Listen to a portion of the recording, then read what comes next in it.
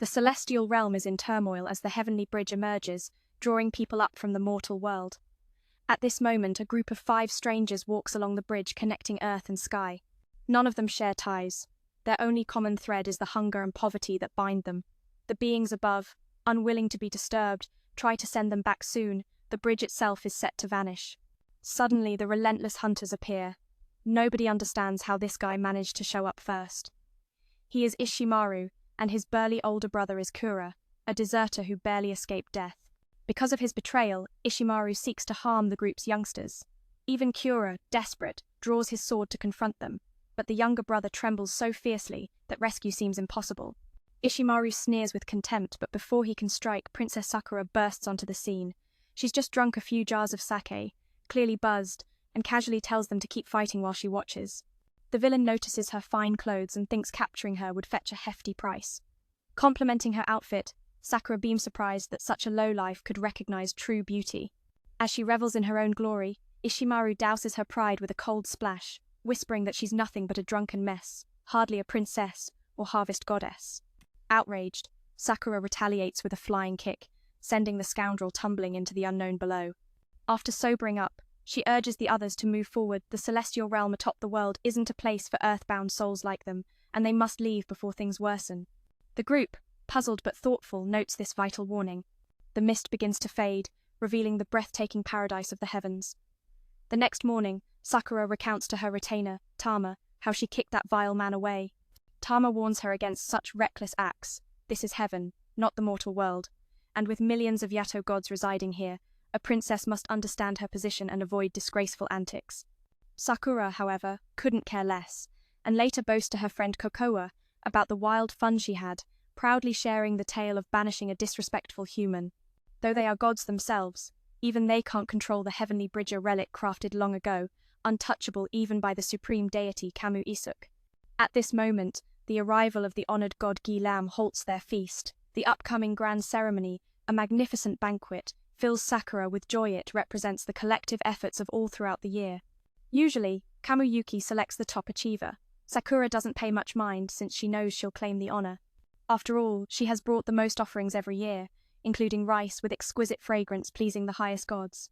Everyone expects Sakura to be celebrated again next year, thanks to the vast rice store her mother left behind. Yet, her curiosity is piqued by a new trinket made by Kokroga, which she learns is this year's offering, though it lacks practical use for the gods. Sakura tells her friend that one day, Kokoa will be honored just like her. Together, they then move to the newly assigned chamber for the highest-ranking recipient. Princess TH gazes around, marveling at the magnificent room, a spacious haven with panoramic views stretching in every direction. This is truly a place fit for royalty, a sanctuary where the heavens themselves seem within reach. With more time like this, Sakura could sleep soundly without fear of falling. Her friend was happy for her, and was even invited by the harvest god to visit any time. Taking advantage of the beautiful scenery, she pulled out a bottle of sake, a habit hard to break. Tama wanted to talk about the annual tribute, but the truth was, Sakura hadn't actually done anything. The rice in the warehouse all belonged to her mother's legacy.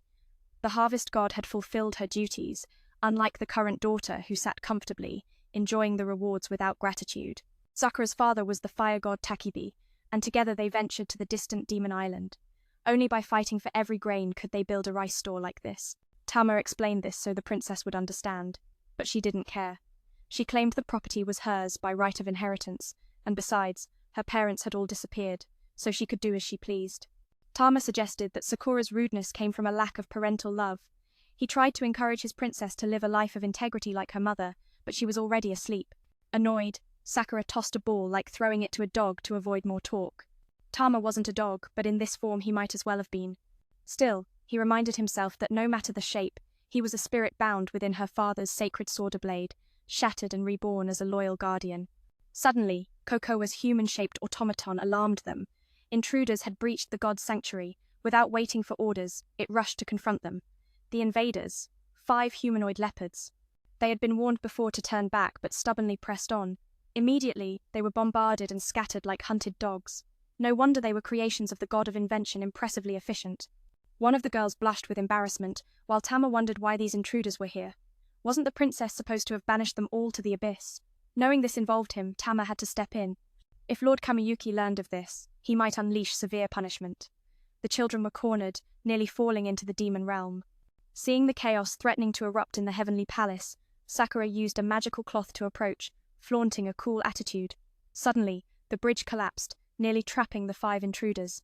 The leopard group ran toward the sacred temple where the rice offerings to Lord Kamiyuki were kept. The youngest, slower to move, arrived last to find the forbidden door already opened. Inside, the 5 were eating raw rice, desperate from being pushed to their limits. With nothing to lose, they filled their starving bellies, determined to become full ghosts before death. Angered, they kicked over the oil lamp, accidentally setting fire to all the sacred offerings. Disaster struck. Sakura knelt in apology but was scolded harshly. Despite being the daughter of the god of war, Tarabi, she could not act so recklessly. She blamed the 5 leopards and the intruding humans for causing the trouble, but Kamiyuki didn't listen. The gods themselves had failed to prevent this chaos from the start. Worse still, they blamed mortals for their own negligence. The 5 intruders were summoned to face punishment before the supreme god. Everyone was stunned. Gods truly existed. Sakura introduced herself as the ruler of the upper world, granting permission for each to state their name. Kintai, Ui, Mir, and a child named Kimaru. Kamiyuki explained that gods and humans were divided into 2 realms, the upper peak world and the lower mountain world. The celestial bridge once connected these worlds, but it had vanished, leaving the group stranded. Until the bridge reappeared, they must fix the mess Sakura caused. The eaten and burned rice had to be replanted. The place mentioned was Demon Island, where Sakura's parents met and where the evil god Mizuchi was defeated. Yet the island was now overrun by demons, out of control. Sakura's punishment was to reclaim that land and bring it under Kamiyuki's rule.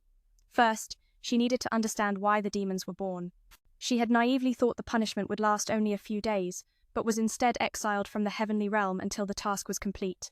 She howled like a dog in despair, but Kamiyuki, who preferred cats, showed no mercy. Sakura blamed the others for causing her trouble, ready to fight, but Kintai warned against it. From now on, they had to rely on each other to survive. This was a sacred place. Creating a scene could lead to harsher penalties. Saddened, Sakura returned to her close friend and cried genuinely. Suddenly, an idea sparked. Even though Kokoa, the god of invention, wanted to accompany her, it was impossible. Seeing this, Tama comforted her friend and urged Sakura to ask Kamiyuki for permission to stay a few days longer. If allowed, would that be truly safe? Previously, Sakura had longed to visit Demon Island to find her parents. If she now refused to go, it meant all her promises were empty words. She resented them for leaving her since birth, believing she had no parents. Kokoa encouraged her, reminding Sakura that the last clue to finding her 2 guardians was indeed Demon Island. This was her only chance for a reunion. Hearing this, Sakura relaxed, her heart yearning for that family bond. After bidding farewell, her friend handed the young princess a feather, a token of hope. Sakura must be sent back to the cursed island, the very place where her parents first met. This is also the location where the evil god Mizuchi was defeated. However, the island is now overrun by demons that are beyond control. Sakura's responsibility is to reclaim this land and bring it under the authority of the god Kamiyuki. To do this, she must first uncover the origins of the demons that plague it. At first, she thought her punishment would only last a few days, but instead, she was unceremoniously banished from the heavenly realm until her mission was complete. Sakura cried out in despair, feeling abandoned, but Kamiyuki, who has a fondness for cats, showed no mercy. Her frustration boiled over, and she wanted to lash out, blaming those around her for her predicament. But Kinta intervened, reminding them that they would need to rely on one another to survive in this sacred place. Fighting would only lead to harsher punishments. With a heavy heart, Sakura returned to her best friend, weeping uncontrollably. Suddenly, she had an idea. Despite Kuroa's wishes to accompany her, it was clear she couldn't. In that moment, she turned to Mr. Tama, who had initially prohibited her from going to the cursed island, and now here she was, forced to go without any say in the matter. Mr. Tama reminisced about how, in his youth, he ventured there and barely escaped with his life from the demons. Now, he believed Sakura should experience it for herself. He later spoke to Kuroa, hinting that perhaps the High God had intentions for Sakura's growth. Her parents had not only defeated Mizuchi, but had also chosen to live on the treacherous island, cultivating crops and living off the land. If Sakura were to have a similar experience, she would learn to value everything around her instead of being the impulsive girl she was. The next day, Kuroa prepared a boat to take the 5 of them back from the heavenly realm. She hadn't seen her friend yet and rushed to find her before it was too late. Despite the distance between their worlds, Events in one would affect the other. If war or famine broke out in the mortal realm, those above would also feel the repercussions. Meanwhile, Sakura, though reluctant, packed her belongings, not forgetting to take along a bottle of wine for relief, even though Mr. Tama had forbidden it. Sakura, oblivious to the gravity of her situation, treated this punishment as an adventure while carrying the wine. It was her source of energy to escape the emotional void left by her family. Now that it was forbidden, her spirit sank, refusing to leave. Kuroa noticed this and approached to comfort her. She asked her friend to plead with CAM UKI for permission to stay. Would that really be okay? Sakura had longed to visit the cursed island to find her parents, and not going now would mean her earlier promises were mere whispers in the wind. She felt anger towards them for leaving her from the moment she was born, convinced she would never know her parents. Yet Kuroa encouraged her, reminding her that the only clue to finding them lay on that island. This was her only chance to venture there and search for them. Hearing this, Sakura relaxed a bit, realizing how much she truly wanted to reunite with her parents. After their farewells, her friend handed her a scroll of ancestral teachings. Before she could finish her words, Sakura was whisked away by the urgency of time. Mr. Tama had to accompany her to ensure her safety. Leaving her alone would surely cause chaos in the mortal realm. Those left behind, including the god of invention, felt sadness as this was a pivotal moment for Sakura's growth, and they hoped to meet again someday. Sakura looked back at her friend, yearning to return, but was blocked by 5 vengeful spirits. Before Thou Tuesday could finish her words, Kura swooped in to take the girl away. It was already late. Tama had to follow to protect his master. Leaving her alone would have thrown the mortal realm into chaos. Those left behind, like the inventor god, felt a quiet sorrow.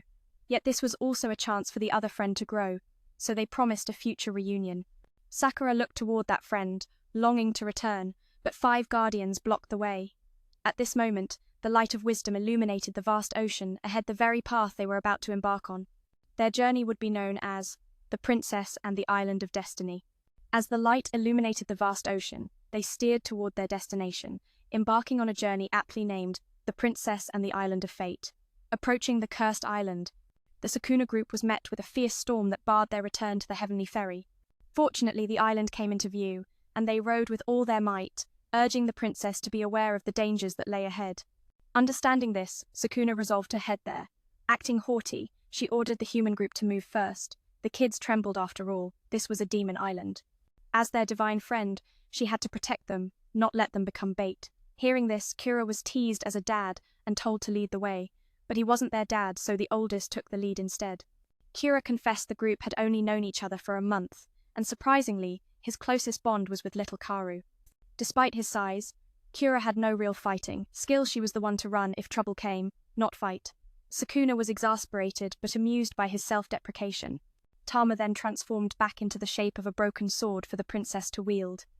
Sukuna hesitated. She didn't want to turn her dearest friend into a weapon, so she pretended it was too heavy and refused to use it. Instead, she grabbed an old sickle to serve as her main weapon. After traveling some distance, they found a gloomy cave that scared Sukuna enough to consider turning back, but behind it was another entrance. Inside lurked a terrifying Saito rabbit wielding a sword, charging straight at her. Sukuna defended herself with her divine shield, cutting the creature and throwing it away. It had only been a month since they had met, and the bond he shared with the most unexpected ally, the boy Karu, was surprising.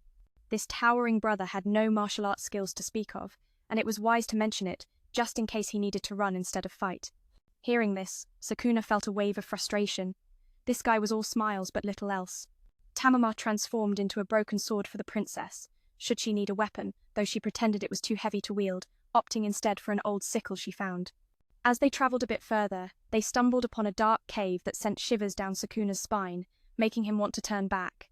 However, another passage loomed behind them, and what lay within sent chills to their courier. Sword-wielding rabbit charged at them. Sukuna had to summon his divine weapon, the shining shield, to trap it and hurl it away. Yet, this rabbit was no mere foe.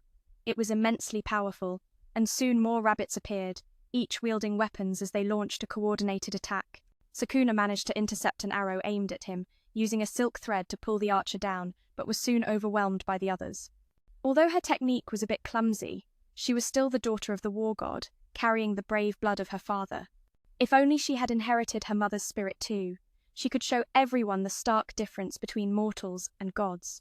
Kin, however, wasn't too concerned about the battle, as he was just the one who had rowed them here. The princess, feeling stung by his words, didn't realize she was being watched.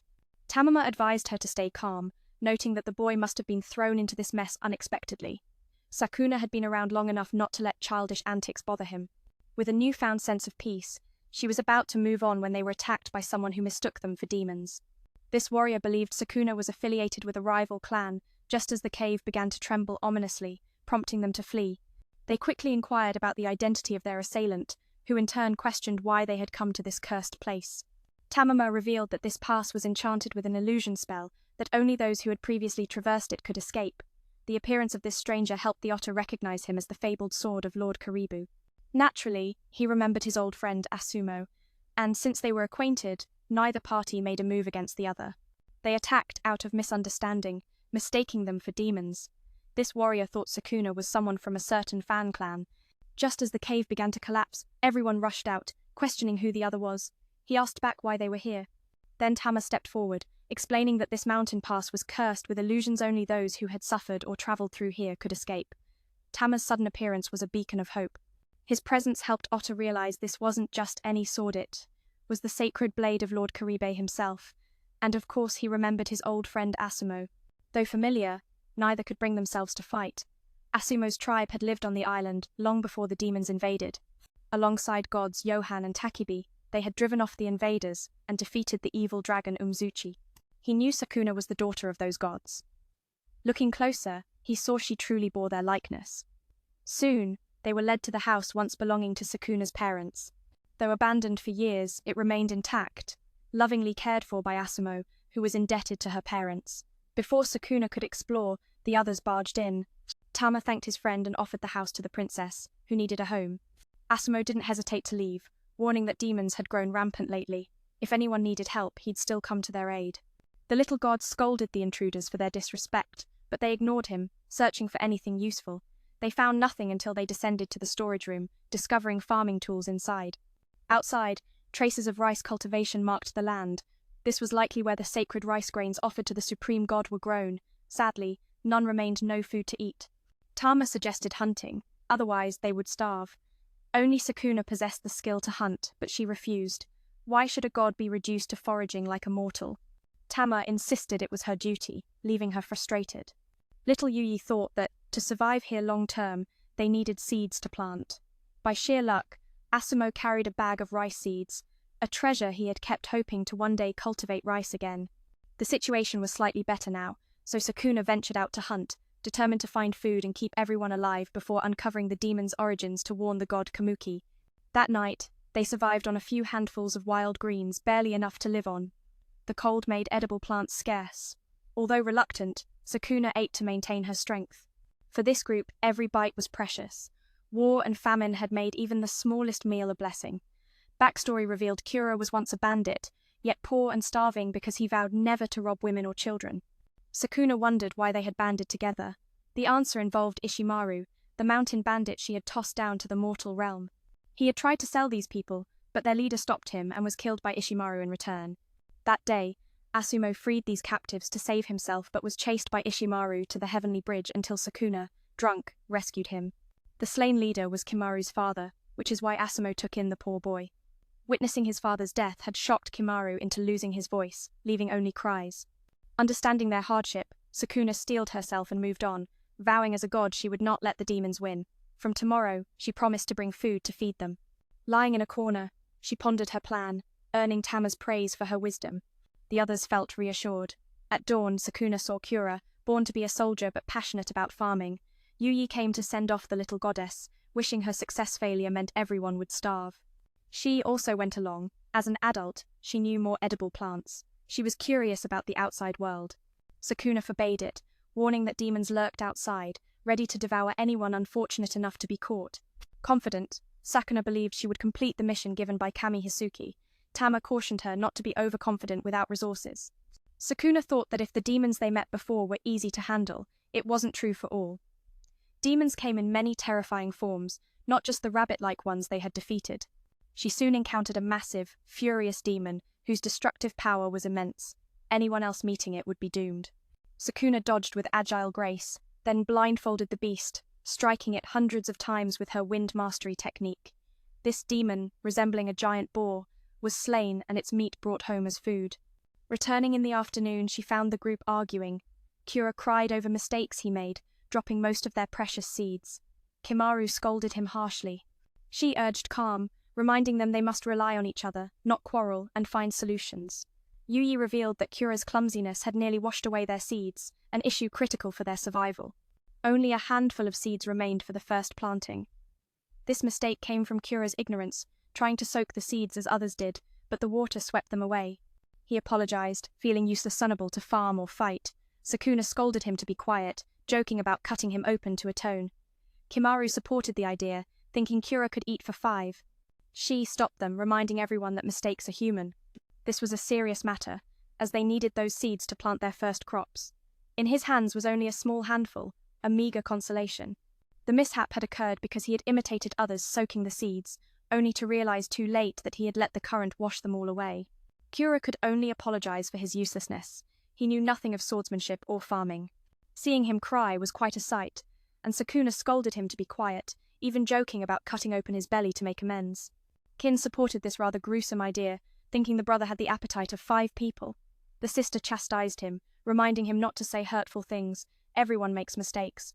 After a brief moment, they paused to prepare a meal, with the sister excitedly proclaiming she would cook something delightful. Her homeland was a country near the port, but that had little to do with cooking. Ultimately, she produced a charred dish, leaving them dumbfounded. They had to eat it, as waste was not an option at such a delicate time. Sakuna didn't blame her, understanding it was unintentional. Improvement was key, and she was entrusted with the cooking duties, as the others might be even more clumsy. The little princess stepped outside to gaze at the moon, contemplating what the future held. She felt a wave of unease, especially after declaring she would complete their tasks. Tamama was pleased with her attitude. She had not chastised anyone, but instead had been patient, guiding them. It seemed she was coming to realize her role as the family's pillar. Her sister remarked that she was too bored to scold anyone. Tamama inquired how she planned to manage farming duties with someone like Kura who was utterly clueless. Feeling overwhelmed by the prospect of taking on such responsibilities, Sakuna felt a twinge of sadness. Tamama reminded her that the harvest gods always bore such burdens, just as her mother had done exceptionally well, sending vast amounts of rice back to the heavenly realm. He also mentioned that the deity Kamo-Suyuki, whenever he had spare time, would personally plant rice, proving he wasn't one to joke around. To aid the princess, Tamama gifted her with the farming secrets her mother had left behind, containing everything they would need for agriculture. As Sakuna opened it, seeing her mother's handwritten notes brought a pang of nostalgia. She longed to meet her again. Lord Tamama doesn't stop her, understanding the princess's struggle to appear strong while her heart floods with tears. That night, she pores over every word her mother wrote, and at dawn, she steps out onto the fertile lands of Kura. Those around admire her deeply. Here stands the true god of the harvest. The soil her mother left behind awakens under her feet, as if ready to bloom again. Lord Tamama predicts that soon, their first rice crop will be ready. The first step, soaking the seeds in water until they sprout. Sakuna thinks to scatter the seeds right away, but Lord Tamama corrects her the seedlings must grow first, so weeds won't choke the young plants. The princess groans in frustration. She thought farming was as simple as planting and waiting for rice, but there are so many steps ahead. Lord Tamama explains that the hardships make the rice precious. He's secretly delighted she's following her mother's path, embracing her duty as the god of harvest. Though the goddess herself isn't thrilled, she knows there's no other way. The next day, Sakuna digs deep furrows in the fields to hold water, preparing the soil to be as rich and fluffy as possible, the foundation her crops will need. Her household has only one hoe, so the others just watch and point. Annoyed, she orders Kinta to help, reminding everyone this effort feeds them all. She comes up with a plan. Each person works for half an hour in shifts. Yui protests she's never held a hoe. Mill agrees, saying it looks too hard. Kura tries, but is hopelessly clumsy, almost ruining the fields. Lord Tamama insists the princess must do her duty herself, so she keeps tilling the land, making it softer and softer. Their seedlings begin to sprout, ready soon to be transplanted. That's when her older brother wants to discuss fertilizer, as explained in the manual, a vital element to help young plants thrive in spring. During winter, they'll use wild plants as compost, storing nutrients carefully. Every step affects the quality and flavor of the rice, so following the process is crucial. But the princess has no clue how to make fertilizer and is curious. Lord Tamama explains that normally animal manure is used, but here there are no animals, So, they must substitute with their own waste. This idea is met with horror. Who would dare dig up such things for fertilizer? No one volunteers. Sukuna orders Kinta to do it, but he refuses, claiming he's a craftsman, not a farmer. Yui and Mill are girls, and shy away, and Karu is just a child. Yet, Sukuna reminds them all that even she must accept her role as a woman in this task. The heavy burden of responsibility weighs on her, but she knows sacrifice is part of the harvest god's path.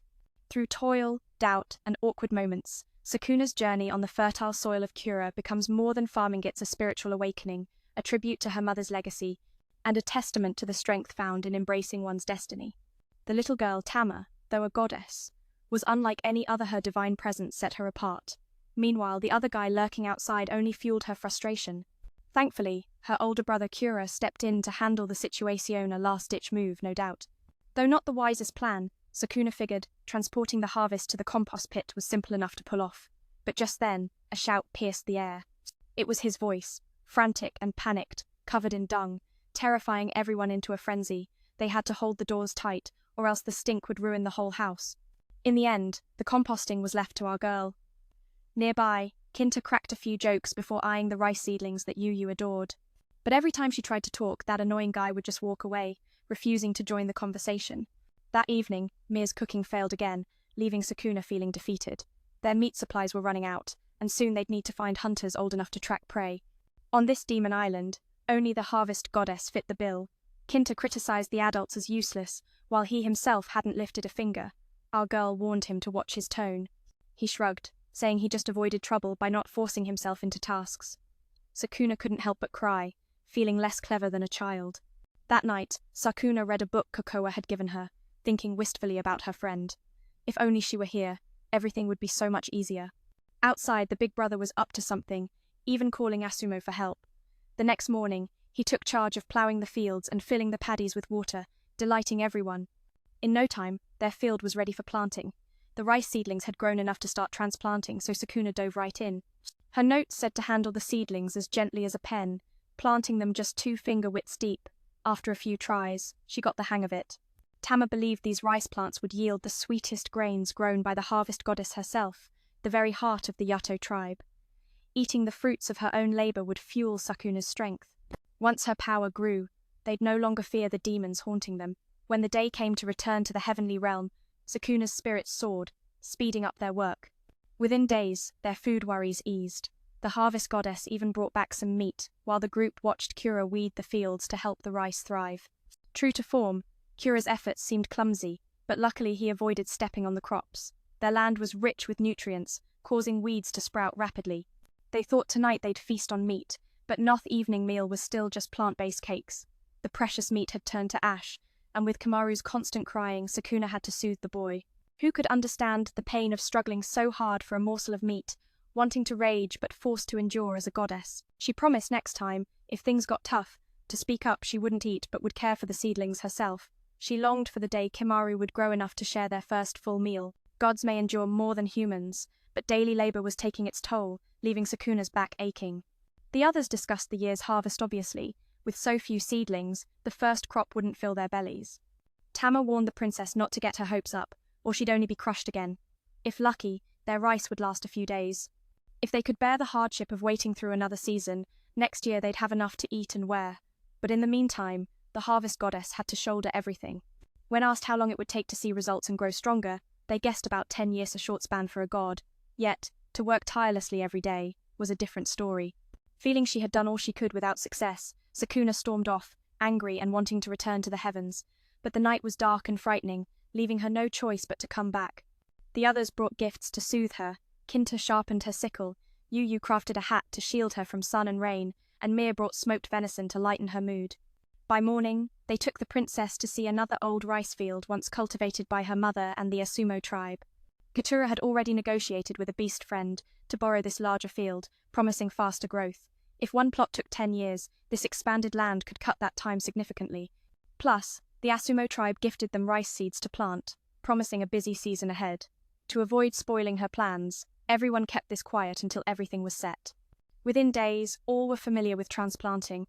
No one wanted Sukuna to bear the burden alone. It would drive her mad. Being beginners, tempers flared and arguments broke out. Mill stepped in to calm the fights, but only Kura stayed cheerful, singing as he worked. He'd said before he loved farming, and now was his chanson one to quit easily. Farming meant enduring hardship to taste sweetness. Complaining only leads to giving up, so songs kept their spirits lifted.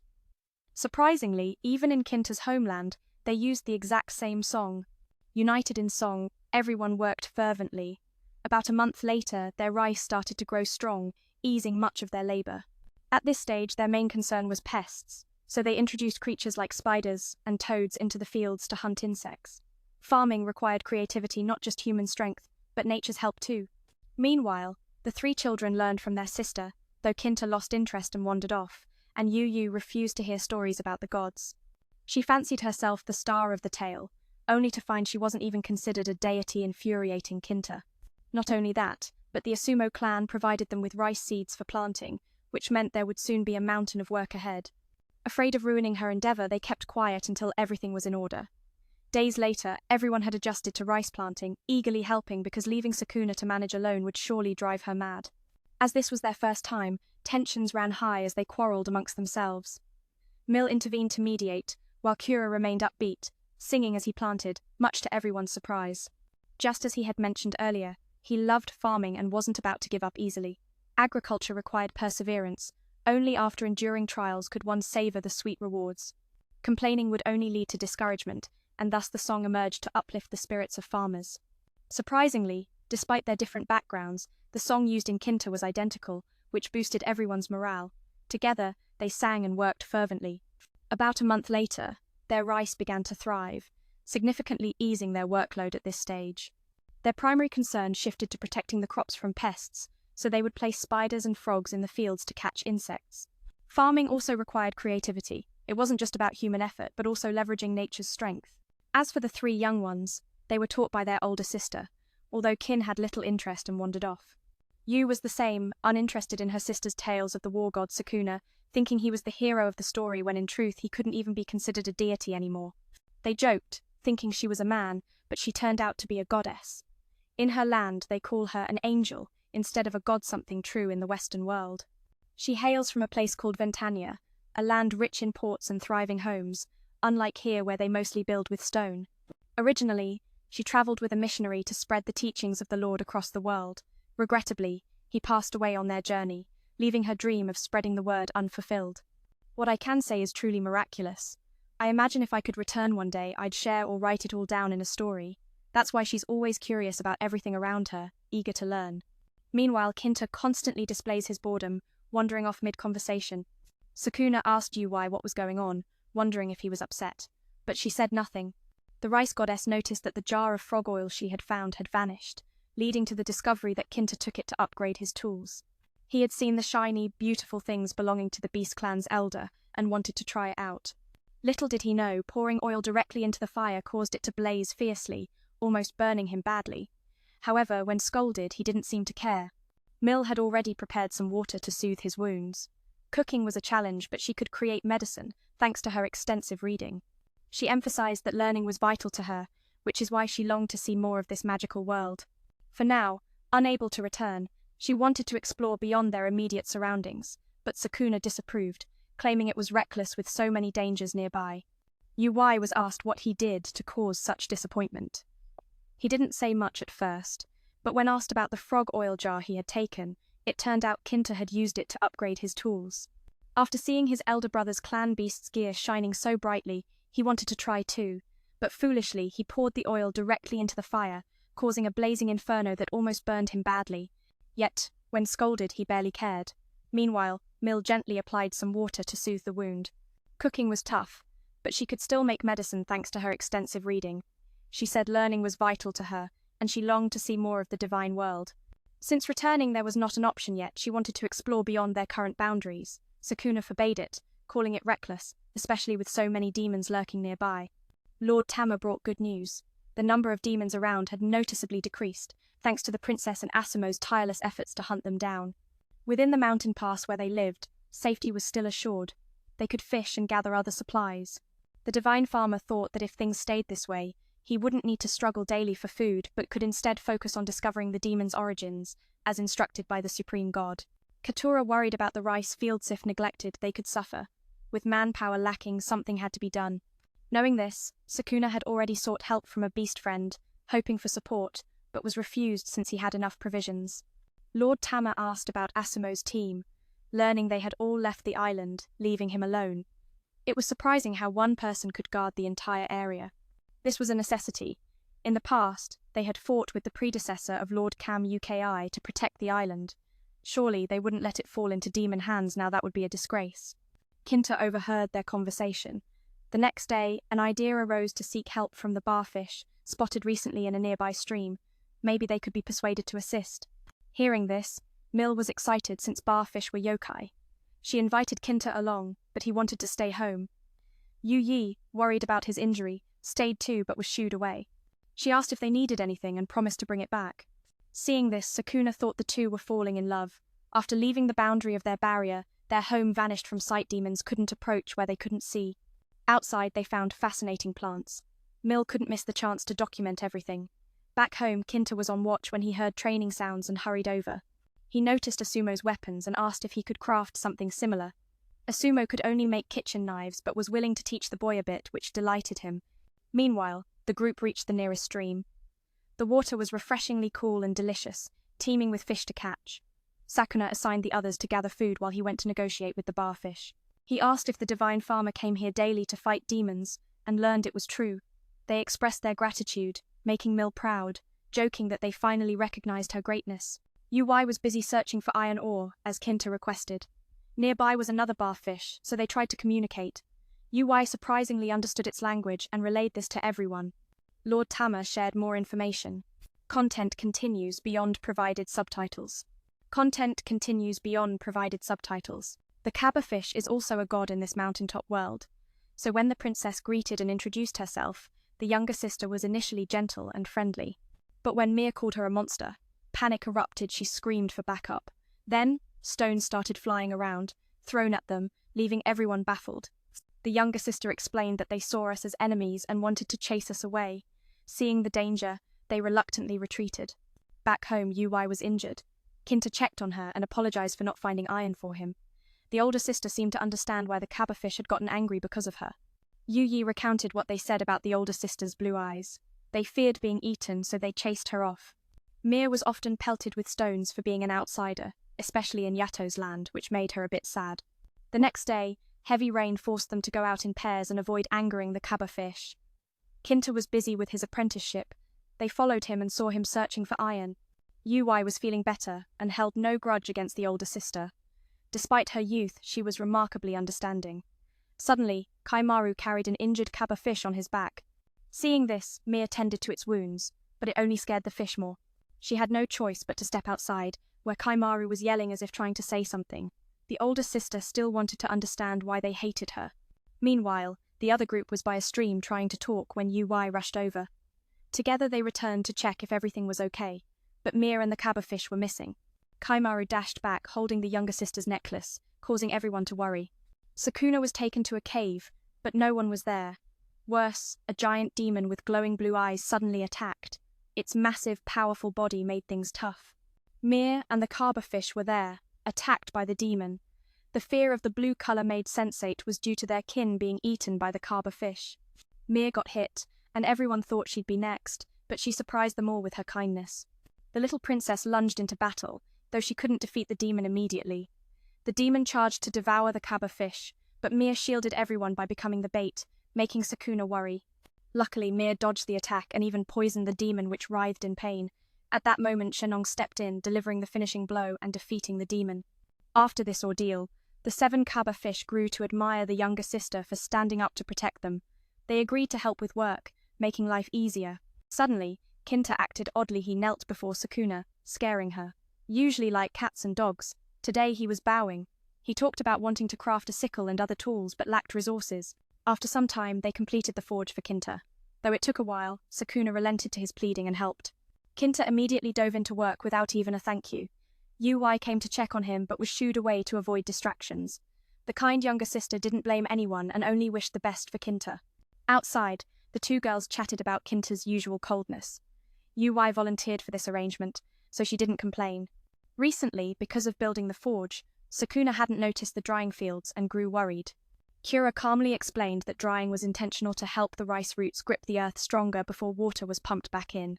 Seeing this, Sukuna relaxed but admitted it was a bit complicated. Suddenly, cute ducklings appeared in the field brought by that mischievous Kaimaru. These little allies would protect the rice from snails and pests. Summer weeds grew fast, so these ducklings were invaluable helpers. Not only that, Kaimaru also found a cat, which surprised everyone. The older brother feared the ducks would be prey and chased after them, causing chaos. While thinking about calling for help, he saw Kinta still working in the scorching forge. Passion fueled him, and he kept going without pause. Seeing Kinta finally drink the water Ui brought, Shenong felt happy but wondered why Kinta treated Ui coldly despite his fondness. Kinta said nothing, and kept shooing Ui away. This puzzled everyone. Why was Ui treated like this without complaint? Sukuna ran up and asked if Ui liked Kinta. Ui's face flushed bright, read a clear sign of love. Sukuna loved these love stories and wanted to help the pair. She gave them the Lunar Glow masterpiece from the heavenly realm, hoping they could learn and use it to win over that stubborn guy. First, it focused on Ui's strengths. If she embraced her talents, she could attract Kinta better. Ui just wanted to be by Kinta's side, not necessarily for his attention. Encouraged by Sukuna's passion, Ui revealed her skill in sewing. Within days, the rice god built her a weaving room to showcase her talent. Ui asked for privacy and insisted people knock before entering. The room was below the forge, so Kinta asked Ui if she needed anything sewn. She shyly smiled, but Kinta showed no reaction. Yi hesitated to ask if he wanted anything, and Sukuna jokingly said he didn't need anything. Kinta just dove back into forging, disappointing both girls who wanted to help more. Then Shenong asked if he needed anything. Kinta said he needed stone and clam shells, which had to be found deep in the forest. Shenong gave Sukuna a new sickle. This tool would help her fight bigger demons. Excited by the new weapon, she forgot to ask about Yuyi's situation. She even lied that Kinta needed a handkerchief to wipe sweat, tricking the sweet girl, who happily ran off. The next day, after getting their private workspaces, the two worked through the night. Kinta came in to check on Ui, but was told to leave. She was changing clothes. When she emerged with the handkerchief, Kinta didn't appreciate it, scolding her for wasting a whole night's work, and then discarded the handkerchief. If it needs anything, it calls out for stones and clamshells, things only found deep in the forest. Then it gives Sukuna a new weapon, the spear she crafts herself. This spear will help her face demons far stronger than before, so caught up in this, she forgets to check on Ui. Then she makes up a story that Kinta needs a handkerchief to wipe sweat, and the little girl believes it, happily running off to prepare for the next day. After getting their own workspace, the two of them work through the night. Kinta even drops by to see what his friend is up to, but gets kicked out. She's changing clothes. Then she steps out holding the handkerchief, offering it to him. Instead of gratitude, he scolds her, asking why she'd even bother with this. Worse, she loses an entire night's sleep over it, and he just tosses the handkerchief aside, leaving her heartbroken. Sukuna sees this scene unfold. She steps forward to apologize for making up that story. She's ready to teach that rude boy a lesson but is stopped. Ui holds no grudge against anyone, saying she brought this on herself. At mealtime, she notices the harvest god intensely searching for ways to help her. She thanks him warmly, realizing this feeling isn't love, but gratitude, a desire to repay Kinta. This secret should have stayed buried, but Ui finally opens up. She shares how Kinta once saved her, even though it meant leaving the temple. He did it anyway. Now she wants to repay him somehow, but she knows he doesn't remember, so she can't blame him. It's a strange, bittersweet tale that sparks Sukuna's curiosity deep into the next day. At the rice fields, bugs swarm, and Kura plans a ritual to drive them away. Tama explains the ritual happens at night, with everyone lighting fires to chase the pests from the fields. But when they visit Yui's room, suddenly a crane flies out, and when Kinta asks why, he gets no answer. They peek inside to find only the bird Ui has vanished, stirring worry. They search all night but find nothing. They guess she ran away, maybe because Kinta scolded her too much. Sukuna grabs Kinta to teach him a lesson, but he blames Ui for showing up uninvited and spinning tales of being saved, though he never actually rescued her. The truth? He secretly cares for her but knows his low status means he can't offer her anything. Following her means hardship, so he often pushes her away, even if it hurts. Because Kinta scolded him so much, that's why it ended up like this. Sukuna grabbed him by the collar to teach him a lesson, but he blamed her for suddenly appearing and following him around, even fabricating a story about being saved, when in reality, he hadn't saved her at all. The truth is, he really liked her, but he knew his lowly status meant he had nothing to offer her. Following him would only bring her hardship, so he kept pushing her away, despite his feelings. The next morning they climbed the mountain to search. Cranes love beautiful places, and Sukuna recalled discovering a stunning stream nearby, but first they had to defeat a demon blocking their path. Luckily, Sukuna's new spear was perfectly suited for this foe. With a single strike of the thunderbolt of destruction, the beast was crushed. Pressing on, they found the crane perched nearby, and Kinta suddenly remembered rescuing this very creature from a trap long ago back when he worked at the temple. Hearing this, the Nong realized this crane was Yui, wanting to repay the life-saving favor. Then a voice echoed, revealing Yui could no longer speak. Bound by a broken contract, she was trapped in this form. Mr. Tama sensed no divine aura, confirming the other party wasn't a god. Naturally, Kinta couldn't hear the message. Suddenly, a strange object appeared in the sky, explaining they were traveling between worlds to save their homeland from destruction. The weapon Sukuna wielded was a gift from them to Yui's mother. When asked how Yui could return to human form, they said it required a strong connection to awaken the crane's true memories. Only Kinta had spent enough time with Yui to be that anchor, so they asked him what he thought of her.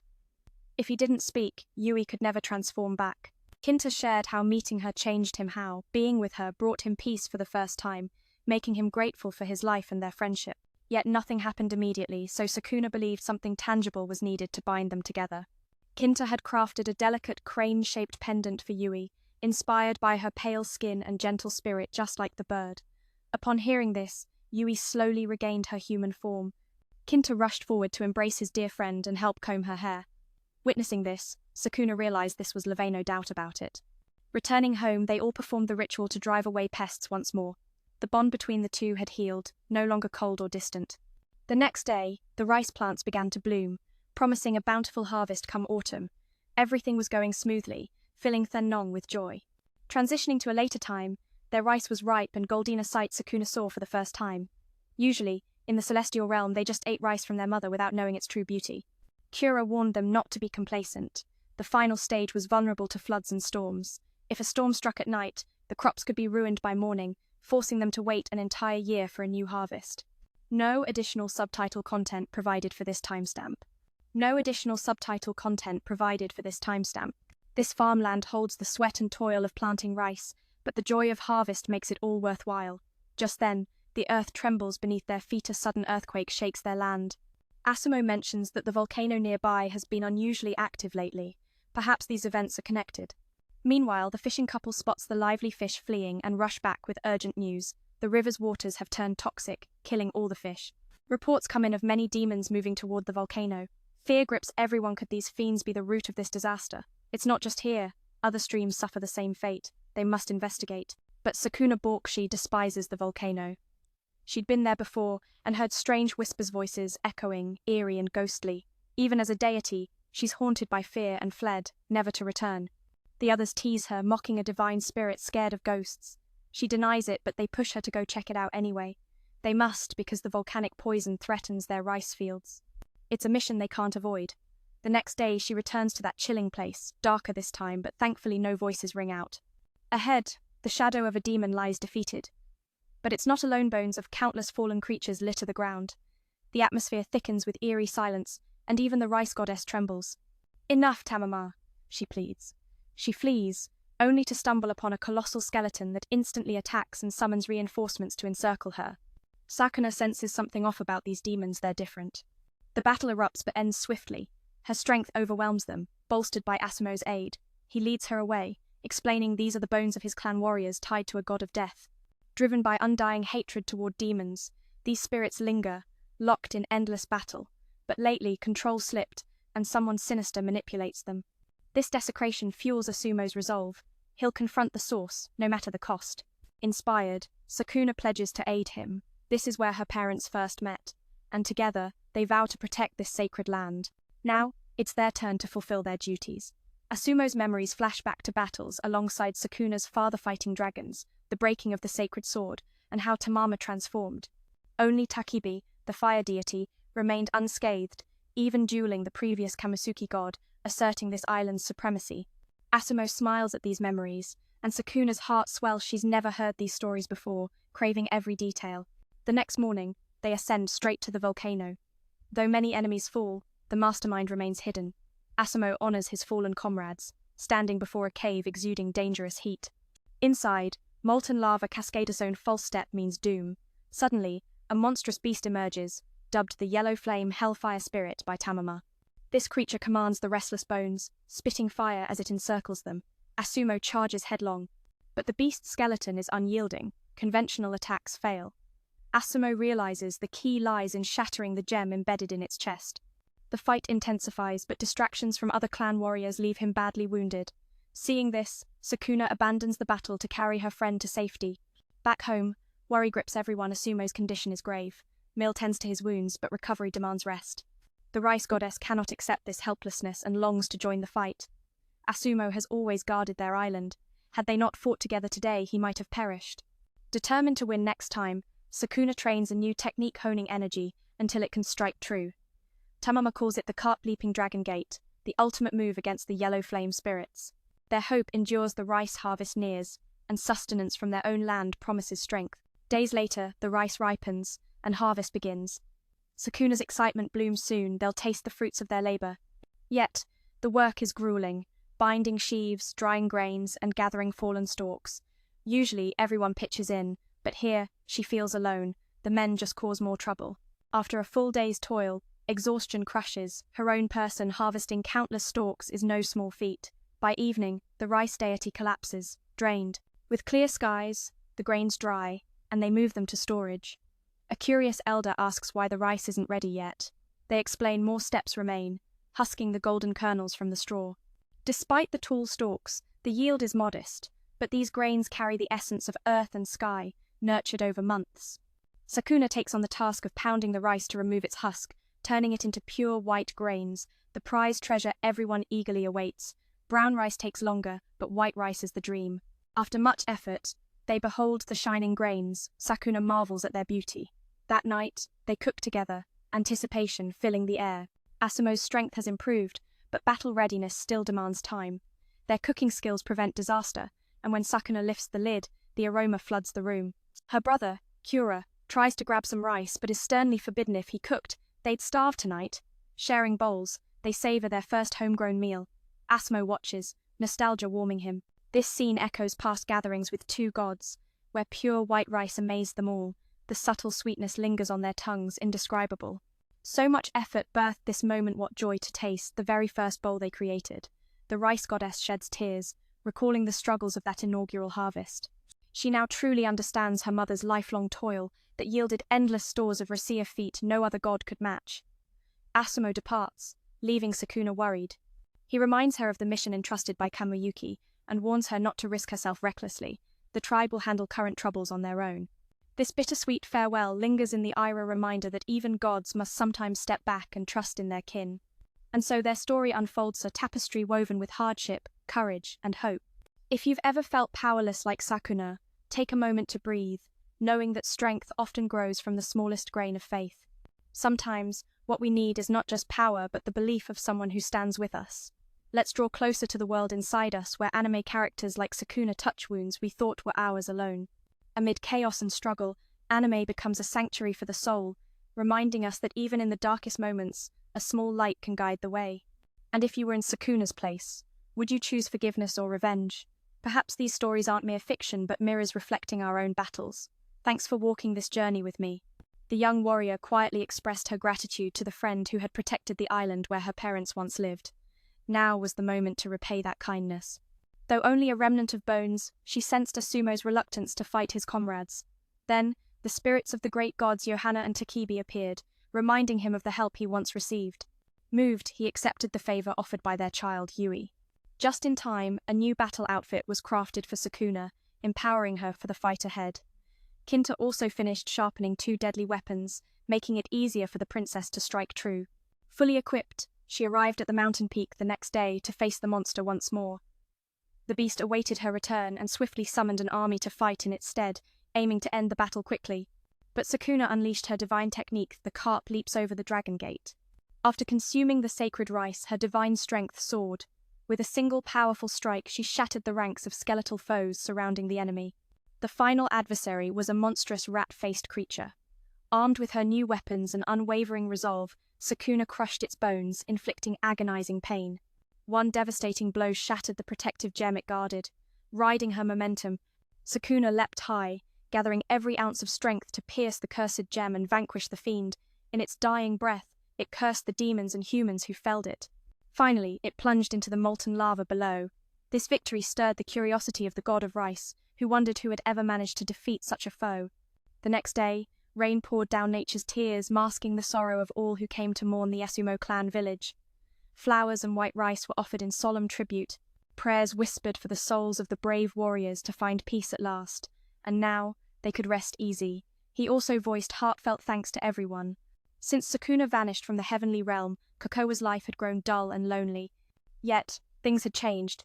She was entrusted by the supreme god Kamuisi with many responsibilities, earning praise from other deities.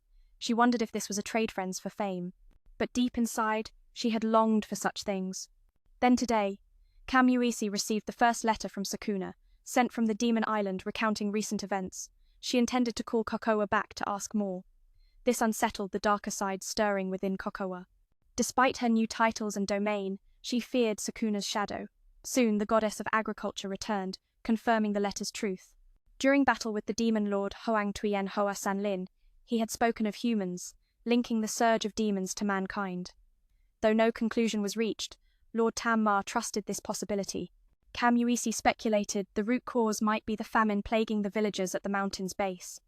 Sukuna's mission remained to uncover the true origin of the demons. Kokoa agreed immediately and sent her a gift, the rice she had personally harvested. Just then, she was summoned back, wanting to offer this rice to the supreme god as a taste. Seeing this, she was filled with joy. It seemed the once rebellious princess had embraced her identity as the god of the harvest. For now, she would stay a few days before returning to the Demon Island. It had been a long time since demons had appeared in such numbers, and the goddess felt weary. Lord Tam-Ma rambled on, but she barely listened, even teasing Kamuisi for not letting her stay longer. Perhaps it was because previously, offerings were only the rice her mother grew, ordinary gifts that lacked the spirit she now embodied. But now, everything had changed. The once reluctant princess was awakening to her true power, and with it came a new dawn for the world she vowed to protect. Only the finest received such praise and rewards. Being personally chosen by Lord Tama was already a great honor for Tama. Sukuna longed to meet that friend too, but little did she know Kokoa was watching closely. Just then, someone came to ask about the harvest deity, and the secret was immediately exposed. The grain god rushed over to embrace his friend, missing her deeply after so long apart. Though she had been summoned to report, Kokoa still pretended to ask if the grain god wished to stay longer. "If that's the case, that's good," she said, "but tomorrow I must return to the Demon Island." It had been ages since she'd drunk sake, so she urged her friend to take a few sips. Afterwards, they returned to the room once gifted by the supreme god to Sukunatha. Now it belonged to her friend. At first, she hadn't noticed, only realizing when her friend mentioned it. But Sukuna, ever the carefree spirit, paid little mind to losing such a beautiful room. Sensing her friend's hidden worries, Tama stepped closer, discovering that after she left, Kokoa was entrusted with a crucial mission. The grain god knew how much his friend wanted to shoulder responsibility and congratulated her warmly. Together, they sipped sake under the moon, sharing the trials they faced living on Demon Island. The brightest moment was perhaps the unrequited love between Yui and Kinta, now blossomed into something real. They owed thanks to Kokoro, whose gift, the lunar fragrance scroll, had woven the threads that brought the two together. Sukuna knew her closest friend was the author of that novel and eagerly asked if there was a new chapter. She also cared about the heavy burdens Kuroa now bore, fearing she might suffer too much. Indeed, it was exhausting but a labor of love. The god of invention had crafted many clever tools to aid security across the divine realm. Rumors had even surfaced of demons spotted in the northern lands who thought they only lurked on Demon Island and the mortal world. The threat was spreading. Knowing this, Sukuna resolved to swiftly complete her orders upon returning to Demon Island. Delay might let demons invade even the heavenly realm. Kokoa asked if she wished to return here, and of course she did. Life on Demon Island was harsh, scarce food, scorching summers, and bone-chilling winters. But there, the grain god had friends, humans, and the joy of accomplishment was magnified. This was why she preferred the heavenly quartet held friends like this. It was almost funny. Long ago, when Sukuna tried to sneak onto the Demon Island ship to find her parents, she wanted to bring the god of invention along. But Lord Tama stopped them, saying the princess was too young. Sukuna deeply wished to meet her parents and feel their love. Perhaps Lord Tama lied, maybe they were no longer alive. She was about to share more when she saw her friend had fallen asleep. Cocoa had always comforted her in sadness, yet now Sukuna sensed she had grown much stronger. Near dawn, the god of agriculture was roused by Lord Cam Uki, nearly startled out of her skin, fearing punishment for drinking. But no, she had merely passed by to offer some rice she had cooked done from seeds, sown by Cocoa herself, and the other from Yuhan, her mother. Tasting both, the grain god immediately noticed a huge difference. Her mother's rice, though the same variety, cooked into something far more delicious. It was considered a supreme grade by the supreme god himself, something even he could not cultivate. Sukuna realized that quality depended on care and nurturing. Kamuisi reassured her it wasn't a criticism of Cocoa's efforts, but an encouragement to keep striving.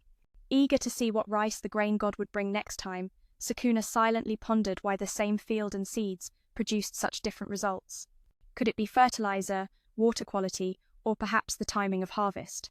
Cocoa had mentioned that even the scent changes depending on when the rice is reaped. With dawn breaking, it was time to leave. But just then, Cocoa awoke, finding her friend gone, and hurried to the port. The grain god's departure was bittersweet.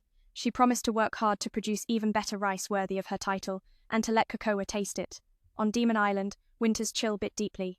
Kimaru carried his cat out, scaring Ui to death since she was part bird and naturally fearful of cats. Seeing the grain god return lifted everyone's spirits. Of course, she came bearing gifts from the heavenly realm, the elite rice her mother had crafted. Limited by Lord Kamyuki's supply, Mir had to cook it as porridge for all to share. The aroma filled the room, banishing the bone-deep cold. Tasting it, they understood why Sukuna called it supreme riceite was worlds apart from what they usually grew. They hoped that next harvest season, they too could produce rice of this caliber. Though usually eating her mother's rice, Sukuna hadn't truly appreciated the difference until now, after beginning her own farming journey.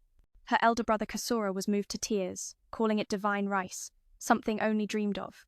After a year of farming, Sukuna realized that if they were going to go through the effort, why not strive for the very best? She aimed to create rice that would bring joy and happiness to all who ate it. This noble goal even moved Lord Tama. It seemed the spirit of the harvest deity had awakened within the princess. Her brother found a book left by their mother, detailing how to cultivate such rice. They could do it if only the weather cooperated. Good soil was essential, but poor weather could ruin the crop. The key was steady experience, learning through many seasons, gradually improving to reach perfection. Hearing this, Sukuna felt a pang of sadness but accepted she had to persevere for a few more years. Though she couldn't transplant rice seedlings yet, she could handle other steps. Cocoa taught her how to use water to separate poor quality grains. Those floating needed discarding, while the good ones were selected to prepare seedlings for spring. Each step affected future quality, so the more careful, the better. It could be due to the fertilizer, or maybe the water source. Kira once mentioned that depending on the harvest season, the flavor could vary. As the sun rose, she knew it was time to leave. After a while, Kuroa woke up, and when she didn't see her friend, she hurried to the harbor. The harvest had already left. Being sent off like this made her very happy. She vowed to not only fulfill the tasks assigned to her, but to also make the rice even tastier next time. She wanted to be worthy of the title of the god of agriculture, and of course would let Coco taste it. On the Demon Island it was now winter, and it was very cold. Kimaru was carrying a cat around, frightening Yu because she had the body of a bird and was scared of cats, which was understandable. They were delighted to see the god of rice return, and naturally, he brought gifts from the celestial realm high-quality rice made by his mother, sourced from Lord Cam Uki, so the quantity was limited. Mir had to cook it into porridge for everyone to share. The aroma spread throughout the room, chasing away the bone-chilling cold. After tasting it, they understood why Sukuna called it premium rice. It was vastly different from what they were used to. They hoped that in the next harvest, they could create rice of such high quality. Normally, the god of rice ate his mother's rice, but since he hadn't started working yet, he couldn't perceive the difference. This time, he truly learned a lot. His brother Kasura even cried, seeing this divine rice as something only seen in dreams. After about a year of rice cultivation, Sukuna realized that since it was going to take effort anyway, why not strive to produce the best quality? The goal of creating something that would bring joy and happiness to everyone was indeed wonderful, moving even Tam-Ma. Thus, the spirit of the harvest god awakened within the princess. Her brother saw the book left by their mother, which contained the methods, so they would be able to do it. They just worried that the weather wouldn't cooperate, because rice cultivation required harmony from both sky and earth. Good land, but bad weather could ruin the rice. The essence was still to accumulate experience over the years, to learn from it and gradually improve to produce the best rice. Hearing this, Sukuna felt a bit sad, but was used to it, so she resolved to try for a few more years. Although they couldn't plant rice yet, they could still perform other tasks. Kura also guided the god of agriculture in removing low-quality grains using water, discarding the floating ones, and selecting the good quality grains to prepare for spring planting. Every preparation step affected the later quality, so the more meticulous they were, the better it would be. The scene shifted to spring, they had seedlings, and began the new harvest season. In general, they had some experience now, making it quite easier. Time passed peacefully as they harvested one crop, then two, continuously until the fourth harvest. Reflecting on the past when they first started planting rice was truly arduous, but now it was easier thanks to the help from the fish gang. After the previous events, they remained very close to everyone. Sukuna wished to bring something to gift to Tam-Ma, thinking that the fish gang liked to eat cucumbers. However, the cucumbers on the Demon Island were very bitter, so they couldn't eat them. The only way was to bring rice to the Celestial Realm to exchange for cucumbers and seeds. Fortunately, this year's harvest quality was excellent, so they could offer it as tribute to Lord Cam Uki. Now, their family no longer had to worry about a shortage of food. Tam-Ma suggested naming their rice, which was necessary for selling it back to the Celestial Realm. Kinta wasn't good at naming, suggesting they call it Demon Island Rice, while Yu thought it should be named Divine Rice, but that sounded too blunt. Everyone believed the name had to be personally given by her to hold significance, so they combined her knowledge with the scenery around them to create the name Ahoho, meaning the essence of heaven and earth. A few days later, in the Celestial Realm, Kokoa was working while her mind was filled with worry, fearing that Sukuna would surpass her. The previous day, she had received a true blessing. Then, name it Divine Rice. But that sounds too blunt. Everyone thought the name should come from her personally to carry real meaning. So, using knowledge and the local scenery, they created the name Amahoho. It means the essence of heaven and earth. Cut to a few days later in the Celestial Realm, Kokoa is hard at work, her mind restless, worried Sukuna might surpass her. Recently, she was praised by the supreme deity for Amahoho Rice, a testament to years of effort. Kamuyuki, who loves rice farming above all else, said only those who make the rice deserve the glory. Since Sukuna performed well in this mission, the supreme deity wanted to assign her another task. This made the god of creation uneasy. Sukuna was lazy, always sleeping, doing nothing. Yet, after making rice, she was so highly valued, even though the god of creation had tried harder than anyone but still couldn't compare.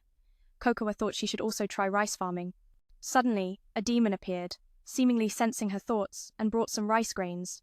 Usually, Kokoa would react, but blinded by ambition, she accepted the suspicious offering. Cut to winter on Demon Island, snow blankets everything, and her brother Kura eagerly awaits spring to resume rice planting. Suddenly, the little princess gets hit on the head by snow, startling her. Kinta finds her silly and teases her, but she retaliates with a rice god attack. Though they're about the same age, he's more mature and mocks her for being childish. Sukuna, like a cat scolding a dog, throws snow at a stranger. Curious, they watch as Mr. Tama steps out to greet a visitor from the Celestial Realm. He introduces the visitor as the River God, an excellent guardian deity with the only flaw being an unintelligible voice only Mr. Dog could translate. He invites the guest inside for a talk. In winter on the Demon Island, snow fell heavily. Her brother Kura eagerly awaited spring to continue rice planting. Suddenly, the princess was hit on the head by falling snow, startling her. Kinta found her too silly and teased her, leading to an attack from the god of rice. Even though they looked to be the same age, Kinta was more mature than her in some ways and teased her for being childish. Sukuna was like a dog that mocked a cat for having fur. Unfortunately, a snowball accidentally hit a stranger. Curious, Tam-Ma came out to greet the guest from the Celestial Realm, calling the stranger the god of rivers and informing them that he was an excellent guardian deity. The only drawback was that his voice was utterly incomprehensible. Only Tam-Ma could translate, so he invited him inside to talk. The visitor presented them with a bag of rice, ahoho, and informed them that it currently posed a danger to the land above. Clearly, the Celestial Realm had once adored this rice, leading to everyone's confusion. It was revealed that the Celestial Realm was currently experiencing a poor harvest. For a long while, Lord Cam Yu and the other gods hadn't eaten rice. Sukuna inquired what had caused the danger, and learned it was within their rice. After cooking it up to test, they found nothing unusual. The god of rivers requested they try eating it, but everyone was afraid of poison. Sukuna reluctantly took the first bite and noticed a peculiar aftertaste in the rice. Her brother Kura felt this was addictive. Indeed, that was the reason this rice was banned. Those who consumed it became addicted to its flavor. If eaten excessively, they wouldn't be able to eat anything else, only craving rice. Upon closer inspection, Sakuna noticed some smaller grains in the rice, indicating someone had mixed addictive rice in to harm them. Everyone was furious. After toiling for a year, their rice had been tainted. The god of rivers couldn't identify who was responsible, but in the celestial realm, they had begun to find the suspect. Tam-Ma was shocked when he heard the name of the suspected culprit and dared not tell the princess. The god of rice wanted to know everything. Since it had come to this, what was the point of being rich anymore? He reluctantly revealed the suspect was Princess Kuroa. Lord Kamyu was already aware of this, and was investigating, promising results soon. The others recognized this name as the goddess of invention. Sakuna found it amusing. How could her best friend possibly harm her? Tam-Ma explained that if this was confirmed, she could lose her position. The god of agriculture was furious because it was his friend's dream, so he wanted to return to the celestial realm to investigate himself. Tam-Ma tried to stop the princess, as the investigation on the demon island was still ongoing. They had received orders from the supreme deity, so returning now would certainly result in severe punishment. Sakuna refused to listen because Kokoa was her closest friend. When the truth finally came crashing down, wealth no longer mattered. He reluctantly revealed the culprit's name, Princess Kuroa. Lord Kamyuisi had already caught wind of this, and was quietly investigating, promising results soon. The others recognized the name instantly. She was the goddess of invention. Sakuna found it laughable. How could her closest friend betray her? Tama explained that if this was true, Kuroa might lose her role as the harvest goddess. Filled with fury, the harvest goddess wanted to return to the celestial realm to investigate herself. Tama tried to stop the princess, reminding her the investigation on Demon Island was still unresolved, and that the supreme god's orders forbade leaving any attempt would bring severe punishment. Sakuna refused to listen, standing by Kuroa as her dearest friend. Mill agreed. The harvest goddess couldn't abandon someone she loved. The rest supported them too. Knowing food supplies were no longer a concern, the five would hold the fort. Tama devised a plan for a stealthy return to the celestial realm, avoiding detection by Lord Kamyuki. The river god had a trick too, and agreed to help Princess Sakuna. Soon, they were aboard a ship bound for the heavens, hidden away, two of them concealed inside the luggage by the river god. Tama warned his charge to reconsider. A mere cloth can't fool the eyes of a saint, and the supreme god's wrath was inevitable. Sakuna fell silent, then asked if he remembered when she and her friend tried to escape to Demon Island, seeking their parents. Back then, her ignorance had caused harsh words. Now, apologizing, she confined him in a box, taking all the blame herself. As her guardian, Tama couldn't abandon the princess and transformed into a sword for her to carry. That night, wearing masks, they slipped out to find Coco. With the harvest goddess's skills, sneaking in was easy. The real challenge was outsmarting the others. Tama warned her not to speak or risk exposure. Trouble brewed when her suspicious appearance drew attention, and they were blocked. Quick-witted Mai tricked the guards and escaped, but accidentally left a scent that another god detected, leading to their capture. Meanwhile, others were discussing Kuroa's case, personally handled by Lord Kamamuisuk. Hearing this, Tama knocked out the unlucky god to rush and assist his friend. On the other side, they spoke about the addictive rice distributed by Kuroa. The supreme god had found the bag of rice the demon once brought. Kuroa denied any knowledge or involvement, suspecting someone was spreading rumors to sabotage her duties. With no solid proof, Lord Kamyuisuk refrained from accusing her directly. Meanwhile, Kuroa noticed Sakuna observing from afar, silent on the rice scandal circulating in the celestial realm, alarming security breach. This was linked to Kuroa's inventions, which explained why the supreme god ordered her to find the real culprit herself. Reluctantly, the goddess of invention obeyed. Later, as she reflected on her actions, she remembered her initial plan was to impress Lord Kamyuisuk by cultivating rice, but impatience drove her to sully Sakuna's reputation instead. She had mixed demon rice into the precious harvest of the harvest goddess, betraying her friend. Initially ashamed, she justified it when anger took hold. Suddenly, Sakuna appeared, embracing her, and vowing to uncover the truth and clear Kuroa's name. The goddess of invention was stunned, questioning why the harvest goddess had returned. Sakuna said it was obvious friends must save friends in trouble. Though afraid of the supreme god's harsh punishment, Sakuna cared only about protecting her friend now. Years ago, when forbidden from visiting Demon Island, it was Sakuna who saved her spirit. Believing her parents were gone, Kuroa silently stood by, helping the harvest goddess endure. Now she wanted to repay that kindness. Both were bound by friendship, yet Kuroa was suddenly blind. Unable to confess the misdeeds she'd done, Sakuna urged her to rest until morning. Awakening later, Korua found herself back on the ship with a letter from her friend expressing a wish to resolve matters alone and asking the Harvest Goddess to return to Demon Island to fulfill her duties. But Sakuna refused to accept that, sneaking out to confront Korua directly. Unwilling to meet, Korua fled, but the determined goddess pursued her, demanding to know why she'd go so far. Korua confessed that though they were friends, their rivalry cut deep. She had been assigned important tasks she longed to complete, but Sakuna constantly stole her glory. Korua unleashed 3 combat machines to block the goddess of harvest, while secretly plotting to undermine her friend's role. Tama advised the princess to retreat, but having come this far, surrender was impossible. Korua wanted a full-on battle, but the trio of machines worked flawlessly, each blocking her advances with blinding mirrors and gunfire. Luckily, she dodged the attacks. Unlike the mere servants outside, these foes were deadly. Yet, the harvest goddess would not quit. Charging again, she was blinded by the mirrored glare and punched fiercely, nearly defeated. Realizing the key was to block the light, Sakuna summoned a powerful whirlwind with her divine staff, shattering the robot's mirrors. Seizing their stunned moment, she unleashed her secret technique, carp leaps over Dragon Gate, smashing all the machines.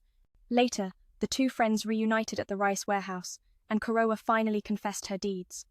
The rice inside was meant to be smuggled to other gods. Sakuna couldn't believe it and asked why. Korua revealed she didn't want to return to the celestial realm. Her mission was too precious to lose. Confused, Sakuna said she never harmed the mission. Korua's frustration spilled over as she complained about Sakuna's laziness, eating, sleeping, reading without purpose, while she herself worked tirelessly, craving the supreme god's recognition but receiving none. She accused Sakuna of resting on her family's legacy to win favor, then selfishly grabbing all the rewards. Only after Sakuna left did Korua finally escape her shadow. She vowed not to let her friend steal what she deserved, but beneath it all, the goddess of invention struggled to fully reveal her pain. Why must it come to this, she wondered, knowing they were friends. But for the goddess of invention, that phrase was a dagger, a painful reminder of her own struggles with the word friend. After her departure, she had been entrusted with a vital mission she desperately wanted to complete. Yet, it was unbearable to watch Sakuna constantly usurp her hard-earned achievements. In a moment of defiance, she summoned 3 battle machines to halt her progress.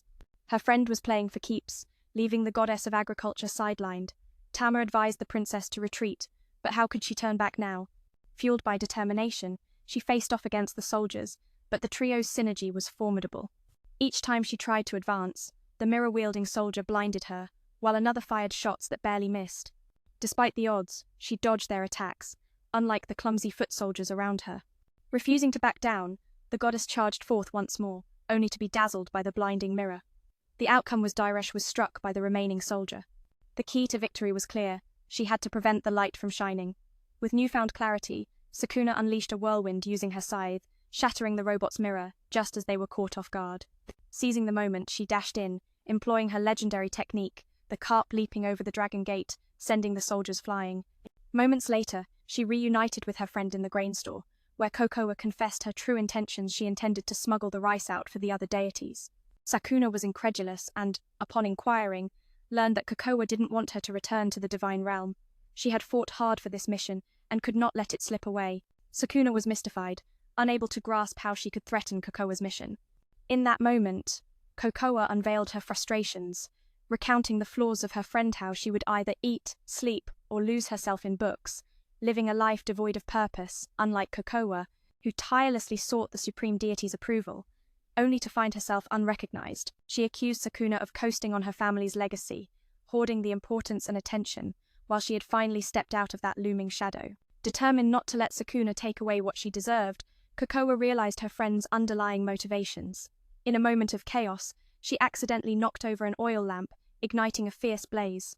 Initially, Kokoa thought it was a joke, but as the flames spread to the addictive rice, panic set in the storehouse erupted in a thunderous explosion, drawing the attention of the supreme deity. Both were summoned for judgment, beginning with Sakuna's unauthorized return, which had caused this turmoil. She attempted to justify her actions by claiming the rice was addictive, and that the fire could be seen as a positive change, unlike before. Yet, Lord Kamuki reprimanded her. Moreover, Kokoa's actions were exposed, forcing her to take responsibility. She admitted to her jealousy towards her friend, confessing that it drove her to commit wrongdoing, and pleaded for leniency for Sakuna, accepting the blame for herself. She said the rice was addictive, so burning it was actually a blessing unlike before. But Lord Kamuyuki scolded her sharply. Then Kokowa's deeds were fully exposed, and she took responsibility. She admitted her jealousy had driven her to commit this misdeed and begged the Supreme God for punishment as an example, asking only for forgiveness for Sukuna. Hearing this, the Supreme God sighed deeply, having seen Kokowa's efforts lately, only to be let down now. Before punishment could be handed down, Kokowa took the blame, confessing that the root cause of today's disaster was her past laziness and reckless behavior. She wanted to shoulder the guilt for her friend and continue her work, never really considering Kokowa's true feelings. Reflecting on this, the Supreme God thought, if she had been more understanding, none of this would have happened. Moved by the sincere plea, Lord Kamuyuki sentenced Sukuna. The punishment was eternal exile from the heavenly realm. Shock rippled through everyone, but Sukuna accepted it quietly. Lord Tama pleaded on her behalf, but was denied. This might be the last time they see their friend, and Sukuna was heartbroken, though she masked it. She wished her friend success with her heavy heart, and thanked her for the honest confession before the God of Harvest left. Kokowa, realizing her mistake, asked the Supreme God to accompany her to the Demon Island. At the port, Sukuna was sorrowful, exiled forever, while Lord Tama was helpless with the princess. Rumor had it that sometimes she would sneak back to visit. Just then, her friend dashed out and jumped aboard the ship, surprising the pair. This time the God of Invention arrived, embracing his friend. He said he had orders from Lord Kamuyuki to join Sukuna on Demon Island. After investigating the demon's origin, they would return to the heavenly realm to live alongside the God of Agriculture. As for their mission, Sukuna had given up, focusing on the present. The two reconciled in a deeply moving moment and stayed united. The next morning, they returned to Demon Island and introduced Kokowa to everyone, showing her the small house where her parents once lived. The God of Invention was delighted and reintroduced himself as Sukuna's close friend. After some time, everyone got back to planting rice. It was Kokowa's first time seeing her friend so passionate about work, and she was impressed. Lord Tama explained to the God of Invention the steps involved in rice cultivation. In a twist of fate, they arrived at the quaint home where Kokowa's parents once lived. The goddess of invention was charmed, introducing herself once more as Sukuna's close friend. Sometime later, everyone resumed rice planting. This was the first time Kokowa witnessed her friend working with such zeal, and Tama took the opportunity to explain to the goddess of invention the intricacies involved in the process of cultivation. Sukuna couldn't help but scold Kinta for misplacing the rice seedlings, and as he turned to inspect his own rows, disappointment washed over him. Yet, he dared to criticize others for their struggles. In a flash of inspiration, he invented a tool to mark everything, and suddenly, the task became a breeze. The result?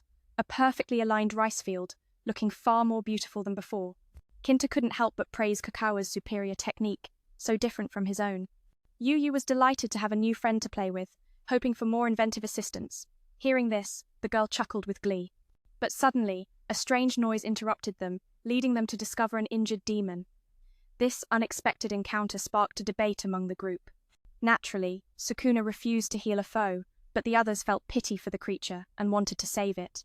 Tama agreed with the princess, arguing that demons were wicked and unpredictable once healed. After all, they'd feasted on demon flesh far too many times to feel any remorse. Kira understood this but still wished to help. Mir, being a compassionate soul, couldn't bear to watch and fetched medicine to stop the bleeding. Yu speculated that the demon had been chased away by its own allies, and when Kinta offered to help, he fell silent, aligning with Sukuna's perspective. When the girl returned with the medicine, he advised against being naive and suggested they eliminate it instead. Both sides had their reasoning, but sympathy prevailed, leading Sukuna to reluctantly allow them to treat the demon, with the aim of driving it away as soon as it could stand. But here's the catch, those others can't help but feel sorry for him, so they still want to save Lord Tama. He agrees with the princess, knowing demons are pure evil, unpredictable once freed. Besides, they've feasted on demon rabbits before, so why waste pity on this one? Kira understands this yet still wants to save him. Mir, a follower of the faith, feels a deep ache watching this, and brings medicine to staunch Yu's bleeding. Yu thinks the demon's downfall is because his own comrades chased him away, leading to this mess. Kinta wants to join, but he stays silent, sharing Shenong's view. When the elder sister brings medicine, Kinta advises they should just exterminate the demon, don't be naive. Both sides have valid points, but compassion wins out. So Sukuna agrees to let them tend to the demon, with one condition: once it can walk, it must be driven away to avoid disaster. This shocks Kokowa, who sees her friend has truly changed. She quietly tells the others under the tent that if this were the old Sukuna, he'd never listen to humans' pleas. Smiling, she admits she's learned a lot while here arguing won't fix anything, so she'll go along. Besides, there's still so much to do. Those others aren't exactly pulling their weight either. Shenong recalls how, when she first arrived, she had to hunt and handle everything herself. Yet now, she's not bitter because everyone has their strengths. Kura, though clumsy, works tirelessly and strives to improve. Mir is an outsider who doesn't know the local ingredients but gives it her all. Kinta and Yu are just kids but already sewing clothes and crafting farming tools. Karu, the youngest, also helps bring in animals. Hearing this, Kokoa relaxes, eager to learn more about farming tools since she can innovate on them. She's contemplating new ideas when suddenly, the ground shakes. Shenfa's invention worries, but Sukuna is unfazed. This island's earthquakes are nothing new, though lately they're becoming more frequent. The farming duo down in the field spots Lord Tama deep in thought. When asked, he wonders how that demon got in since powerful barriers block outside evil, and the entire mountain pass is enchanted by Lord Takibi. Kokoa suspects the spiritual defenses are weakening, but Lord Tama guesses something darker is growing stronger. This means one day, a horde of demons may storm here. To prevent this, Shenfa suggests they find the source of the evil energy. When it grows stronger, they'll pinpoint the demon's origin. Sounds reasonable, so Sukuna wants to set out immediately. They ask Himaru, the tracking dog, to sniff out the wounded demon's path. Before leaving, Shennu, the harvest deity, entrusts Kintabeing, the only man in the house, to eliminate the demon if it acts up. Kokoa brings along her super robot, surprising everyone who never knew she had such gear. Turns out Lord Kamushi granted permission, so she can freely use it. Sukuna wants to tag along but is told no, so they decide to walk to stretch their legs. Following Kinta, they arrive at the Otter clan's cemetery. Asumo is there visiting a grave, so he joins in. Kokoa introduces herself as Sukuna's friend from the Celestial Realm. Lord Tama revisits the demon problem. Kinta's dog barks toward distant dark clouds, lingering, signaling the birthplace of the evil energy. Approaching the Silk Bridge, the farming god senses something amiss. A thick fog covers the dark castle. Asumo, unfamiliar with this, guesses it's hidden by barriers like theirs. Demons can't do that, so Lord Tama suspects an ally is conspiring with them, likely the one who destroyed his clan and caused the demon surge. Without waiting, a swarm of demons ambushes them, having anticipated their arrival. Sukuna realizes the home front is in danger as arrows rain down. Thanks to Shenfa's agility, everyone escapes. Kokoa orders her robot to bomb and clear a wide area. Having this kind of machine saves so much effort. Now with Lord Tama and Shenfa on the front line searching for the Demon King's truth, Asumo jumps into the fight, forcing Sukuna to follow. Kokoa stays behind to watch the pass, worried for her friend. Despite her concerns, the harvest deity agrees their forces are too thin. They push deeper into the castle but face fierce resistance as demons fire endlessly. The enemy's numbers have grown since before. Their mission is tougher now. Yet they confirm the demon leader is inside, explaining the surge in foes. To break through, Shenfa uses swift maneuvers, activating the Dragon Koi technique, blasting all obstacles and opening the way for Asumo on the first floor. Inside, they face a grotesque giant frog demon. The floor is slick with slime, putting them at a disadvantage. At this critical moment, Kokoa's robot intervenes and takes the hit, revealing she chose to run home on foot, leaving her machine to aid Sukuna. After past mistakes, Shenfa's determination has surged. She refuses to lose again. Their super soldier is versatile, resistant to fire and slime, so the others leave it to handle the second floor. But then, a shocking return. The hellfire spirit they defeated before reappears. Its true form is eternal flame, carrying the grudges of the dead. When evil energy peaks, it's summoned again. Facing his old enemy, Asumo chooses to stay and fight, wanting to end his clan's bitter fate once and for all. Unlike last time, he's confident confronting his legacy. Seeing this, Shenfa climbs the tower determinedly and uncovers the mastermind, a human, and a familiar one at that. This figure radiates immense dark energy, sending chills down Lord Tama's spine. Shenfa and Ishimaru recognize him as the one who pushed her down years ago. He's lived among demons on the island, gathering secrets unknown to Sukuna's group. How he got here is a mystery, perhaps. The space beneath the celestial bridge is a chaotic void accessible only to its creator. Time flows oddly there. Ishimaru might have traveled through time to before Asumo's clan was wiped out, making him a native who sparked the demon proliferation. The odds are tougher now. Their numbers have swelled since before, making this mission feel nearly impossible. But on the bright side, they've confirmed the Demon Lord is definitely inside. That explains the surge in enemies. They're relentlessly attacking, forcing the Harvest God to rely on agility and breakthroughs. As soon as the time is right, she unleashes the carp, leaping over the dragon gate, blasting everything away, clearing a path for Asumo on the first floor. But then, they encounter a grotesque, giant frog demon with sticky slime covering the floor beneath. This puts them at a disadvantage. Just when things get tough, Kokowa's human-machine hybrid rushes in to take the hit. Turns out, the friend chose to run home on foot, leaving her sibling behind to help Sukuna. After past mistakes, the Harvest God's resolve has grown fiercer. She won't lose to her friend again. Their super warrior is versatile, resisting fire and slime. So the others leave the little one to handle the second floor. Then, a shocking twist: the Hellfire spirit they defeated last time has returned. Its true form is eternal flame, carrying the grudges of the dead. When dark energy peaks, it's summoned once more. Facing this old enemy, Asumo chooses to stay and fight. He's determined to end this cycle of hatred once and for all. This time, unlike before, he stood tall, confidently facing the legacy his tribe left behind. The Harvest God pressed on, climbing the tower successfully to unmask the mastermind. As expected, it was a humana familiar face. This man radiated a fierce aura that sent shivers down Tama's spine. Ishimaru, the god of harvest, realized this was the very person who had cast him down all those years ago. Ishimaru had spent years living on the Demon Island, gaining knowledge unknown to Sukuna's group. How he arrived here remains a mystery. Perhaps the Bridge of Heavenly Support conceals an undefined space, known only to its creator. Time itself warps here. It's possible Ishimaru traveled through time to an era before the Asumo tribe's fall, becoming the origin of the demon race's rise. Meanwhile, Sukuna's group had only arrived a few years ago, which is why the castle's secrets are just now unfolding. Ishimaru is a warrior reborn, strengthened by his time journey, even capable of shifting into a demon form for battle. Their goal? Not just to annihilate them, but to ravage the world above and below, plunging everything into chaos once more. The battle erupts, but the god of harvest faces unexpected challenges. Ishimaru wields an arsenal of gadgets, even throwing explosives at Sukuna. Though knocked back, Sukuna has grown stronger. Fueled by the rice she's consumed, her swift movements keep her dodging, trapping Ishimaru's sword. Seizing the moment, the harvest god strikes relentlessly. Today's victory is thanks to those who live with Sukuna, who have become family united to protect their world from evil. Cornered, Ishimaru fights back with guns and swords, yet can't overcome his foe. He repeats his old trick, tossing bombs, but they backfire. Before he comprehends what's happening, the god of harvest lands a finishing blow. Ishimaru reverts to his true human form, no demon king, just a man. Sukuna, however, followed the example of her older brother Kura, choosing violence only to survive. To strike would mean becoming like the demons themselves. Hearing Kura's name stirred a bitter unease. This bastard still hadn't finished off the human group. Sukuna sensed a strange bond with them, and implored Ishimaru to someday meet her brother. That naive hope seemed misplaced, for when they finally meet, blood will surely spill. The ground trembled not here, but from a distant mountain.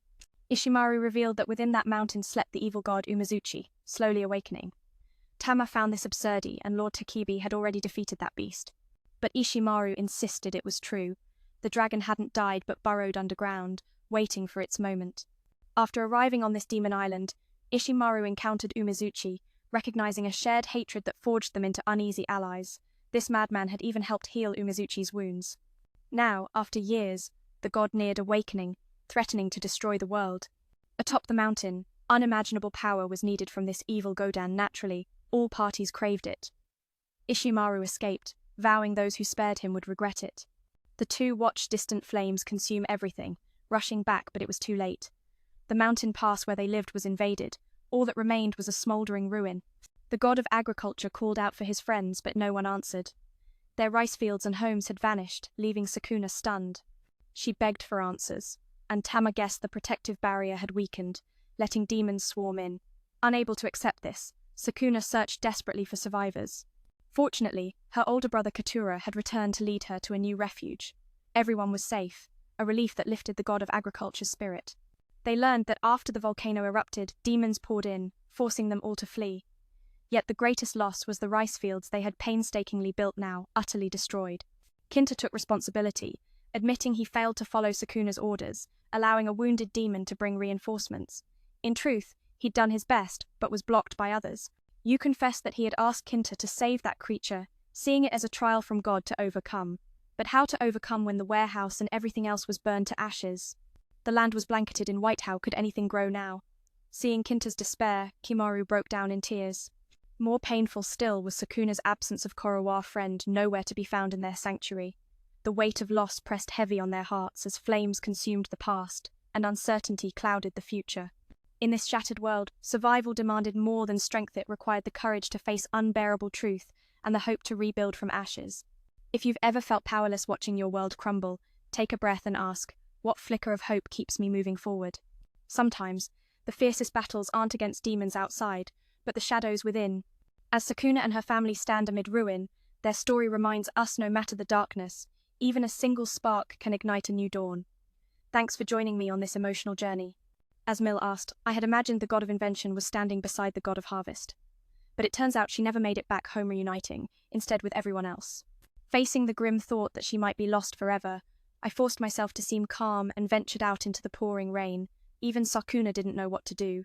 She recalled the world she had painstakingly built only to see it collapse in a single day, no matter how strong she was. Even this little princess couldn't hold back her tears, and as if fate delighted in her torment, Sukuna found Kokowa's hairpin a bitter reminder that deepened her sorrow. Unable to bear the bleak future, she fled, refusing to stay in this land of hardship any longer. She felt powerless, unable to protect even her closest friend. Thinking all was lost, she longed for Lord Kamuki to let her return to the heavenly realm. For a long time, the little princess hadn't touched the boat that brought her here. Finally, she pushed it away, craving the freedom to drink and play like old Dason burdened by worries. But soon, the god of harvest remembered how she had once caused Kokowa pain. Returning now would feel like a betrayal, so she stopped herself, lying down to cry alone. This only deepened the concern of Lord Tama. With a voice that carried the weight of her father's soul sword, Lord Tama spoke to the princess. She is the great descendant of the mighty god of harvest, Toyan, and the war god Takibi. In this land, Sukuna stands as the greatest heir. Kokowa's fate remains uncertain, and with Mizuchi resurrected, Lord Tama fears for his master's safety. He urges the god of harvest to return to the celestial world to warn and to seek refuge. For the first time, Sukuna heard such counsel and grasped its gravity. Yet, the princess's heart rebelled. If she left, what would become of those humans? The joyful years on the demon island would vanish like smoke. She refused to accept this fate. In a burst of defiance, she destroyed the roof, symbolizing her determination. She resolved to protect the fields by covering them with straw, to shield the land from further ruin. One day, all would be restored, the houses rebuilt from wood, the rice harvested in time. Just as when they first arrived, they would overcome this. As a steward of the land, Sukuna vowed to find a way to handle Mizuchi. She had defeated countless demons before one more was no obstacle. Lord Tama, the one who battled the evil god directly, understood the danger they faced. Sukuna declared she would not fight alone. Friends would stand beside her. No longer lost in despair or blaming others, she had grown stronger, and just then, a large ship burst into the harbor, shattering her small boat. It was a vessel from the heavenly realm, and aboard was Kokowa herself, safe after all. She had only fled on the boat to escape danger. Seeing the god of invention unharmed filled the god of harvest with boundless joy, and they embraced like old friends reunited. Then came the stories explaining Kokowa's disappearance. Upon returning, she found no one and sensed a looming threat. Without hesitation, she boarded the ship. Beyond this, the god of rice had news too. But before she could speak, the others chimed in, expressing their desire for a fresh start. They had learned from pain and experience. Hearing this, Sukuna's heart lifted. This was exactly what she wished for. Together, the group sat down to share a tiny Kakia humble feast, marking the beginning of their renewed efforts. No one complained, their spirits united in promise to rebuild what was lost. The next day, they returned to their homeland, ready to repair the damage. Kinta and Yu's love had deepened, bringing happiness to the god of rice, who noticed their bodies glowing with a radiant light almost like a mirage. Turning back to the fields, the god of harvest faced a new challenge. The soil was still poisoned with a layer of toxic ash, and she had no clear plan to remove it. The land's quality had deteriorated, and urgent action was needed. Kokowa suggested flooding the fields with water. The heavier ash would sink, while the lighter toxins would float and be carried away by the current. The god of rice praised her cleverness, and Kokowa laughed with delight.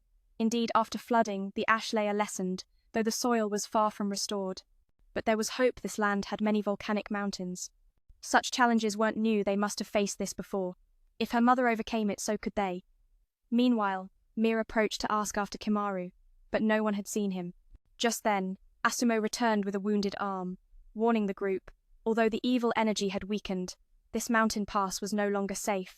They must remain vigilant. Then, Katura shared the truth. Ishimaru was the one who caused the demon infestation here. With so much turmoil, Sakuna finally recounted that day when Asumo fought and saw Ishimaru fleeing. The spiritual flames of the royal fire god had been pulled away. The god of rice thought, if only that human could let go of his hatred, how much better life would be. But Katura believed that was impossible. Ishimaru's family had been slaughtered by mountain bandits, turning him into the very thing he hated, seeking revenge. Once fully transformed, Ishimaru killed Kimaru's father, the bandit leader who had terrorized the land. Kimaru himself was among those targeted. Perhaps he and Kimaru were the last remnants of that bandit clan. A man who became a bandit for vengeance, could he ever turn back? To lighten their burden, the god of invention planned to return with them to the heavenly realm to seek help. They immediately went to meet Lord Kamwisuk, borrowing the life tree branch, the celestial core, sustaining the heavenly realm's flow of time. She wanted to know how they would use it. Kokoa explained it was for growing rice using the branch to accelerate the land's time, improving its quality. Waiting for the fields to heal naturally would take too long. With this, rice would grow by next year. Knowing Lord Kamwisuk loved rice inspired the god of invention's idea. With the supreme god's blessing, they set out to retrieve the gem from a forest. But the locals blocked their path. Only after much struggle did they secure the gem and bring it to the demon island. Now, everyone could rebuild their homes better than before. The god of rice was overjoyed. In just days, such progress was made. The two siblings were fascinated by the red gem, calling it the Amer Stone, a sacred fruit from the divine tree in the land of Daruka, name strikingly similar to the life tree branch from the heavenly realm. Curious about their purpose, she asked how they were utilizing it. COC Kokawa explained that it was to produce rice using the celestial gem to alter the land's time, making it fertile. Waiting for the fields to restore themselves would take too long. With just one use, they could harvest rice the following year. Knowing the goddess loved rice, the invention had been born from that thought. Once granted permission by the supreme deity, they headed out to collect the gem. As they entered a forest to retrieve it, the inhabitants emerged to stop them. Eventually, they succeeded in bringing the gem back to the demon island. At that point, everyone could rebuild their homes more beautifully than before. Witnessing this, the harvest goddess felt immense joy, amazed that just a few days of work could yield such results.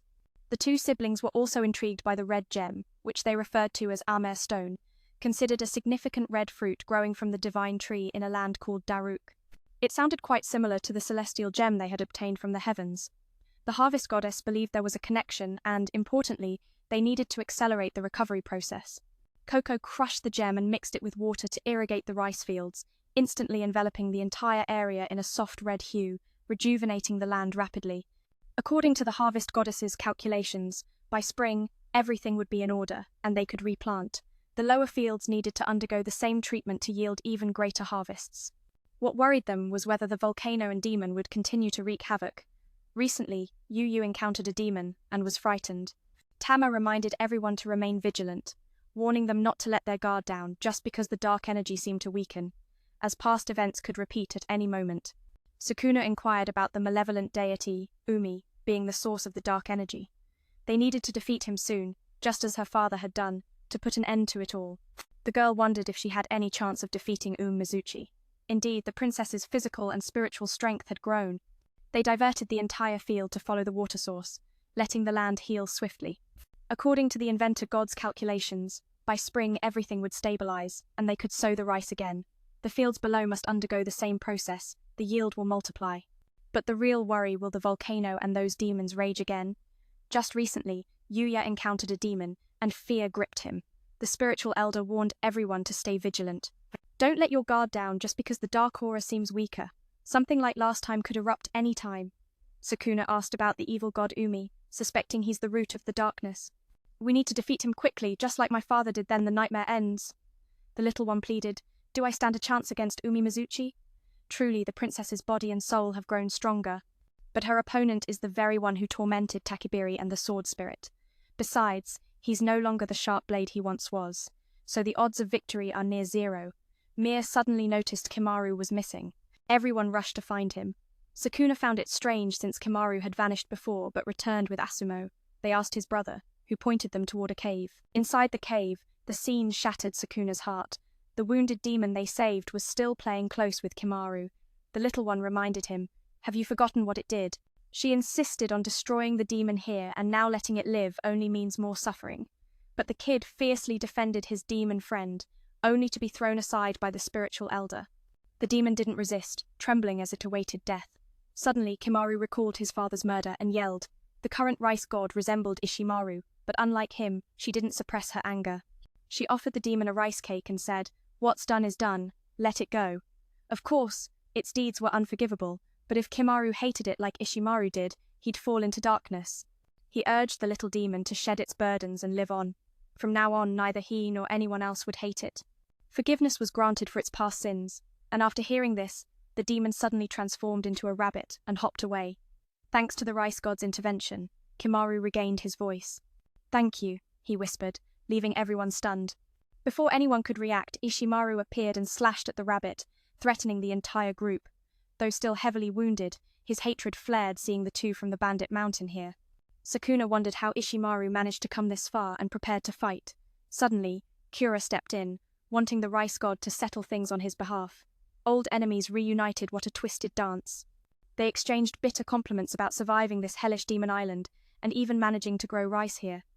Then Ishimaru charged, declaring he was a warrior unlike his opponent. This man cared not for food or comfortingly revenge. Back when these two were comrades, they often faced assassination attempts. Ishimaru fought fiercely, while his friend sought wisdom. "You don't always have to fight to survive," he said. "There are other ways, so why choose the cruelest path?" From Kura's view, the friend was rushing headlong into death. When asked what he did before becoming a bandit, the silence spoke volumes. No one liked probing their past, especially not men like him.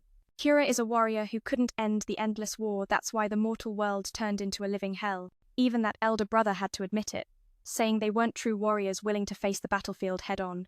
Instead, they humbled themselves, living as mere bandits just to survive. Seeing this, the other man advised him to end it all or let him do it. Kura felt deserving of death but clung to life, because living through such chaos was already a kind of joy. Strangely, that man shared the same thoughts but had become a force of evil. He laughed, saying people like Kura were just an eyesore, then charged forward despite his heavy wounds. Still, he fought on, only to be pushed back by the strength of old comrades, losing ground.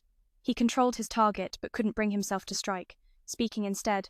Hatred and revenge mean nothing. This man was beyond saving now.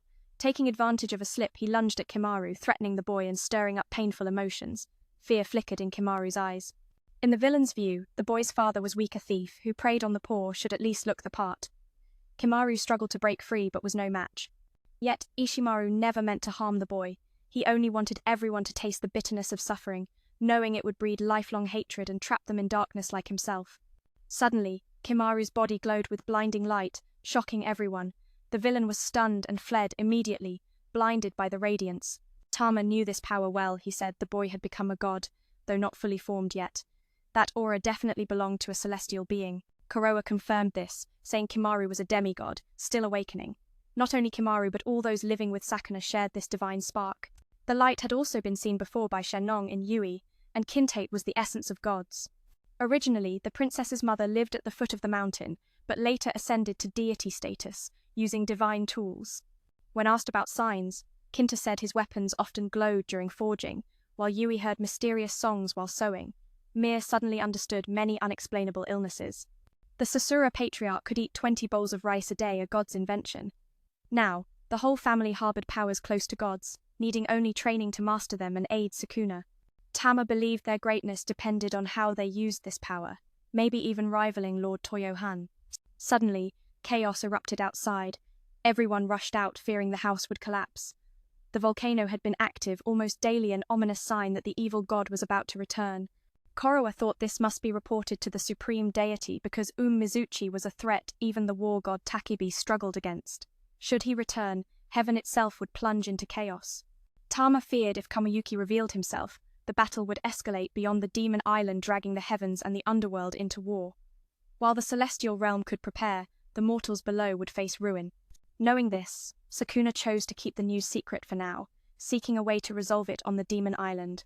If disaster struck, no one would survive below. That night, the harvest goddess couldn't sleep and threw herself into training. She realized she was the key fighter. If she wasn't strong enough, she couldn't protect anyone. Kuroa praised Sukuna's mastery of divine weapons but said she hadn't yet unleashed the full power of the silk solution. so victory over the evil god was still unlikely. The invention goddess asked if she really planned to fight Mizuchi. Sukuna said she was still weighing her options. Losing meant everything would be lost. Her father had fought hard to repel the evil god, and her mother helped build the demon island. The Asumo and Kappa clans guarded the land, each drop of sweat from their ancestors. Losing now would render it all meaningless. She didn't want to fail. Her mother left her the silk solution, her father, the soul sword. Tama felt they were entrusting her with the mission to defeat Mizuchi. Receiving relics from both the harvest and war gods, yet still feeling powerless, she often made excuses to party, missing the love of her parents. If she could turn back time, the harvest goddess thought she'd work hard from the start, sparing herself the struggles she faced now. Hearing this, the invention goddess smiled, knowing her friend had finally realized the truth. Though we can't change the past, we need not regret it, just give our all and look to the future. That's what Sukuna often told Kuroa. The most important thing is faith in oneself. The pair returned to find Kasura still waiting, troubled by Ishimaru's situation. Fighting seemed the only option. The harvest god warned that any slip-up would be fatal, no mercy for the weak. The villain's catchphrase was eat or be eaten, kill or be killed. Even the weakest wouldn't hesitate to strike. Hatred was born from every victim's pain. Kura didn't want to walk that dark path. Swinging a sword fueled by hatred was just being controlled by the enemy. Kuroa said reasoning was useless here, but Kura recalled seeing Ishimaru smile once back when Kimaru was learning to walk. The boy was so innocent, even the cold-hearted villain felt warmth.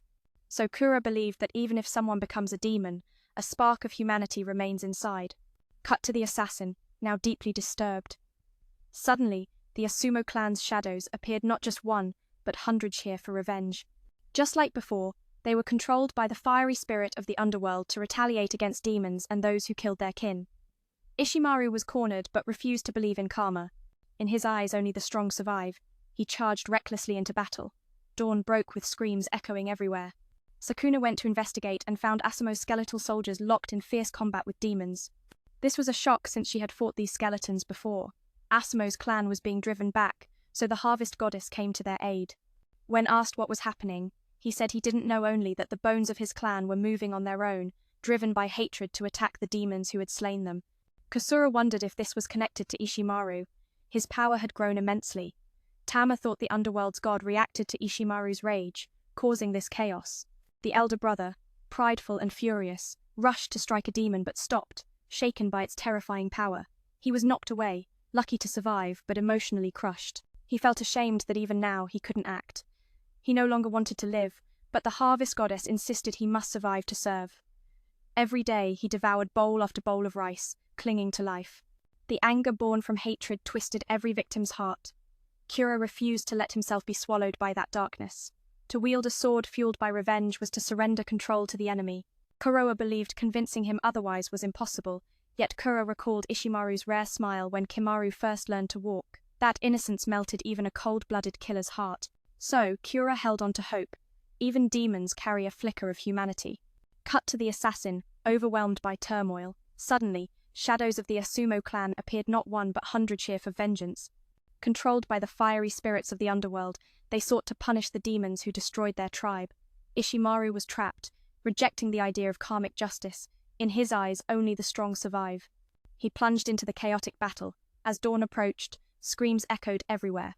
Sukuna rushed to find Asumo's skeletal warriors locked in fierce combat with Demons, a shocking sight since she had faced these bones before. The Asumo clan was being pushed back, prompting the harvest goddess to intervene. When asked what was happening, he admitted he didn't know only that the clan's bones had come to life, driven by hatred to fight the demons who killed them. Kasura wondered if this was linked to Ishimaru. His power had grown vastly. Tama thought the underworld god's reaction to Ishimaru's fury caused this chaos. The elder brother, fueled by pride and rage, charged to strike a demon but halted, terrified by its monstrous power. He was knocked away, lucky to survive but emotionally shattered. He felt humiliated that even now he couldn't strike back. He no longer wished to live, but the harvest goddess forced him to endure. Every day, he consumed bowl after bowl of rice, holding on to life. His spirit battered but unbroken, the struggle continued. Even when the world seemed ready to crush him, he clung to existence because sometimes survival itself is the greatest battle of all. How could rice simply be allowed to wither away like that? Their dream of cultivating the fields was far from over. They had to fight to live and see it through. Kura offered comfort, easing her own heart as well. Sukuna wanted to take on the remaining tasks herself, fueled by her deep love for the island. Shortly after, the god of agriculture entrusted her with managing things here before heading off to confront the demons. Asumo, the inventive god, planned to bring people back too, but received a plea from Kura.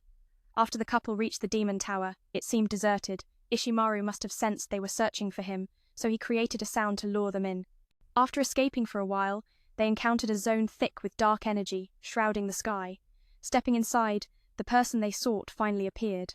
But Ishimaru was no longer the man he once was. After being consumed by the fiery hatred of the underworld, he had transformed into this new form. Naturally, his power had surged, a single shot sending the god of harvest flying back. Even Lord Tama shuddered at the overwhelming evil radiating from him. Asumo used his agility to circle like bait, while Sukuna struck from the shadows, but her strike was useless against the demon's armor. The two warriors were knocked back, powerless. Asumo was crushed by sheer force. Speed and technique meant nothing now. The god of harvest was no match for this monster. Seeing the dire situation, Lord Tama advised retreat. She realized that if she couldn't defeat this foe, there was no chance against the dark god. Drawing on the power granted by her mother's harvest silk, she charged forward with fierce resolve. When the demon fired, her armor activated, forming a shield to block the blow aimed at the god of harvest. Yet, in her reckless charge, she took a brutal slash from Ishimaru and collapsed, motionless. Lord Tama, terrified, threw himself in front to protect her. The enemy showed no mercy and slashed again until Kura's voice rang out, calling her name. That call saved Sukuna's life. Despite losing control, the bitter enemy spared the god of harvest. Lord Tama asked what the demon feared so much to hesitate like this. "Why fear or hold back? You're already dead," the demon said, chilling the air. This calm remark snapped Ishimaru back to his senses, and he leapt into battle once more. Surprised this time, victory tipped toward Lord Tama. With newfound determination, he managed to wound his opponent. Sukuna also regained consciousness. At the same moment, the demon shifted back into human form. Ishimaru couldn't believe that the hunter had fallen to his prey. An old comrade reminded him he hadn't realized he'd been dead for a long time. His lingering hatred was the only thing keeping him alive. Meanwhile, the rabbit who was previously slashed had also recovered and approached. Having shed his grudge despite near death, he forgave Ishimaru. That friend urged him to let go of his hatred, succeeding in freeing his soul. Kuroa watched her friend with deep concern, relieved that her mother's armor had shielded her from serious wounds. After their victory, they released the little rabbit back to the wild. Sukuna realized how much she had come to love this island and vowed to protect all life upon it. She was determined to defeat the dark sea god. That night, when asking about the evil god, the god of agriculture heard stories of a water dragon bringing calamity. This colossal beast resembled the great Kami Ukihime, with a body covered in impenetrable scales. Every inch of its form brimmed with dark energy capable of destruction beyond imagination. The tale painted a terrifying picture of a giant serpent, a living storm of ruin. As the story unfolded, the weight of destiny pressed on their shoulders, knowing the battle ahead was not just for the island, but for all life intertwined with its fate. Sukuna's heart burned with fierce love and fierce duty, a flame that would not be quenched until the dark sea god was vanquished. The island was no longer just home, it was a promise, a sacred ground worth every sacrifice. As the story unfolded, the others began to worry how could Sukuna possibly face this battle alone. They questioned how Lord Karibi had defeated that massive dragon, whose colossal body seemed invincible. Lord Tama recounted that day. The father god of agriculture poured every last breath into shattering the dragon's scales with the spirit sword.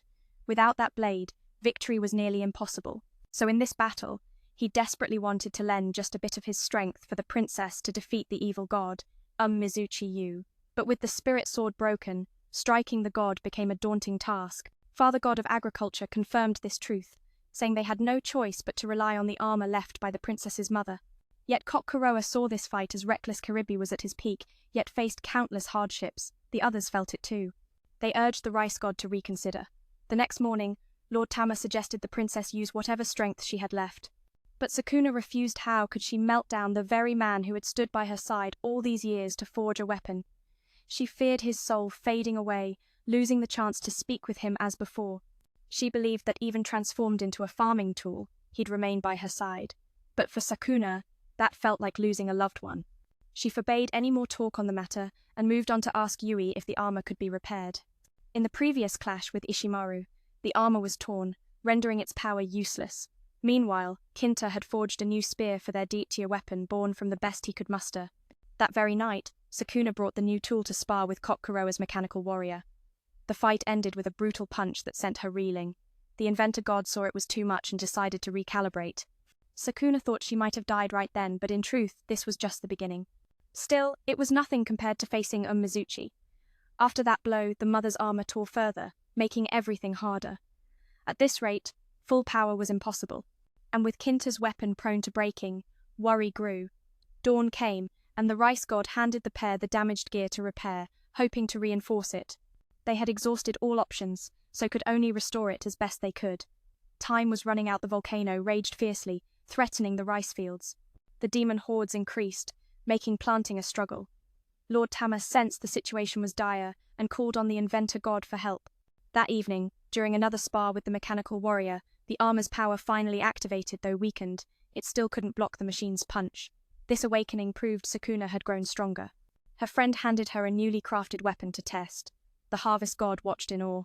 With a single slash, the short sword cleaved Kokoroa's mechanical warrior in two. Sukuna believed this blade could pierce the evil god's scales. When she asked about the weapon, Lord Tama emerged, revealing it was a refined spirit sword, a tool the inventor god had enhanced for him. To defeat Mizuchi, they had no choice but to wield the spirit sword. If reforged from scratch, it could be even stronger. Sukuna, heart heavy, declined and ran off, ignoring their advice. This led her to discover Kinta struggling, often asked his brother Asimo to fetch ore, but the quality was poor. The volcano's constant eruptions made mining near impossible. Lord Tama approached and explained that Yui was tirelessly repairing the armor to prevent further damage. Both worked hard to aid the princess and the island. If she remained stubborn, all would be in vain. Lord Tama recalled when they first arrived at Demon Island, everyone was filled with dissatisfaction and anxiety, endlessly lamenting their misfortune. Not just Sukuna, but everyone wanted to leave. Seeing this, he thought he couldn't disappear. Leaving the princess to face everything alone would be a betrayal to Lord Karibi and Lord Toyohan. Yet now, everything had changed. He had no more worries. Sukuna had grown. He hoped the rice god would let him fulfill his mission as a sword that was his final wish.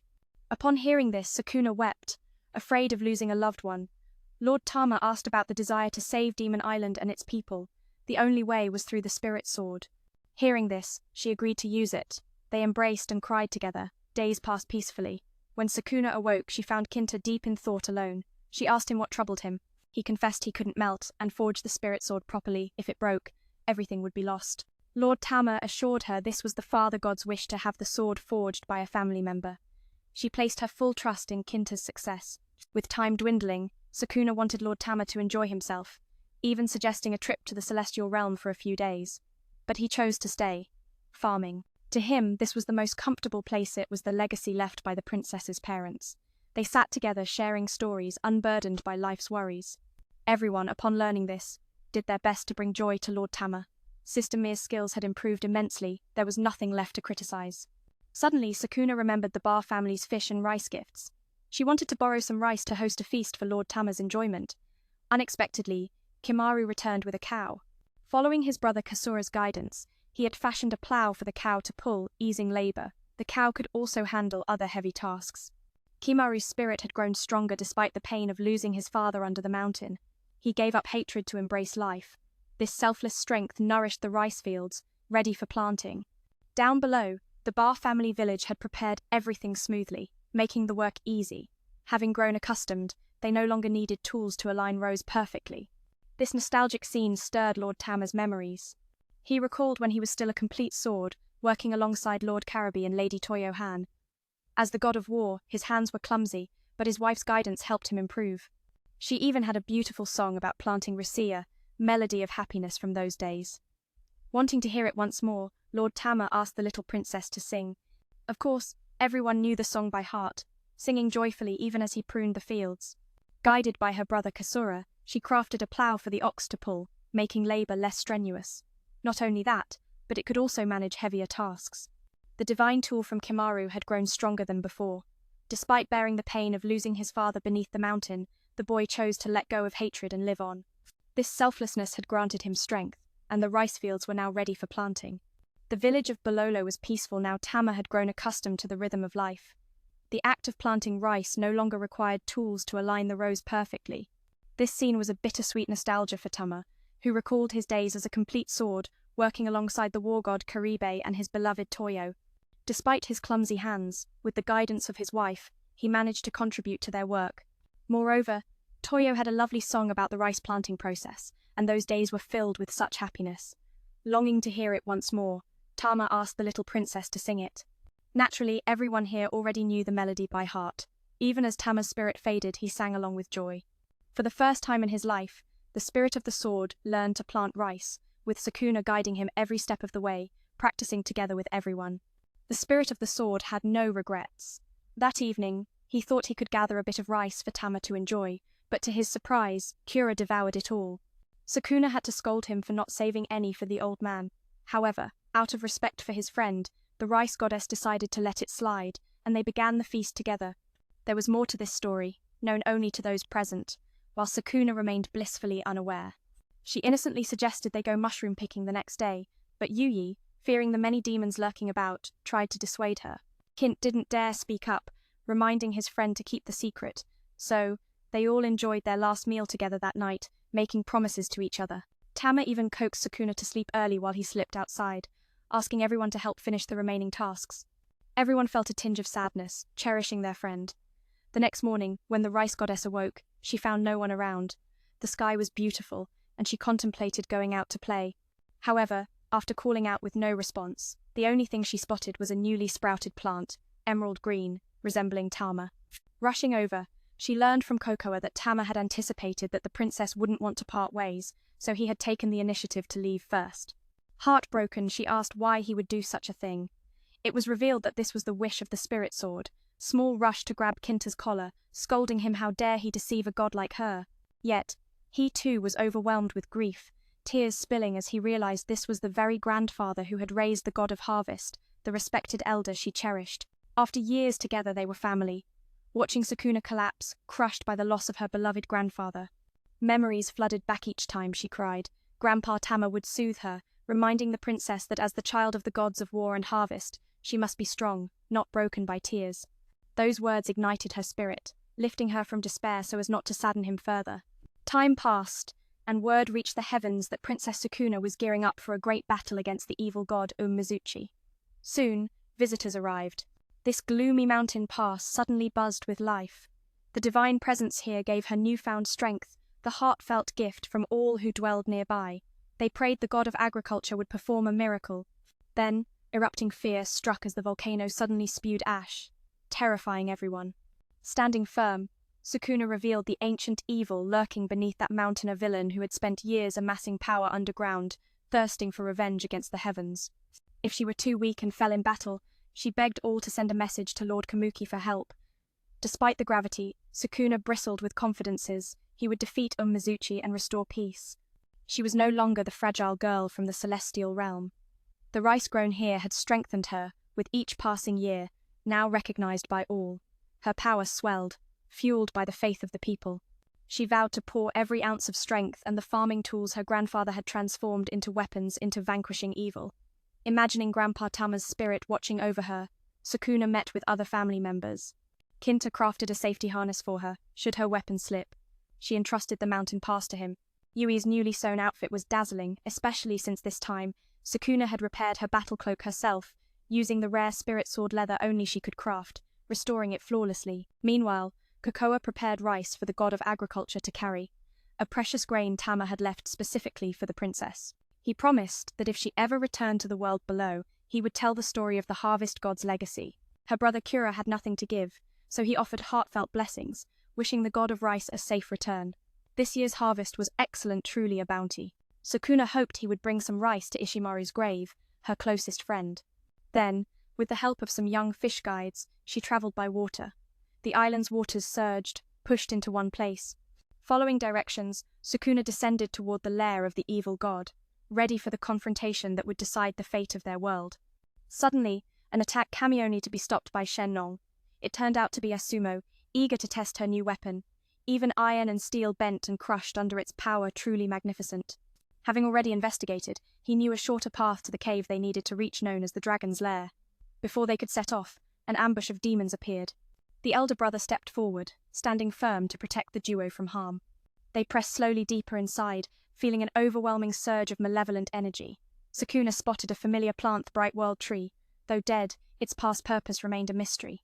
Kokura pondered and realized this tree had birthed those demon gods. After being defeated, they absorbed this tree's power to resurrect. Unexpectedly, ahead lay a divine barrier created by the gods.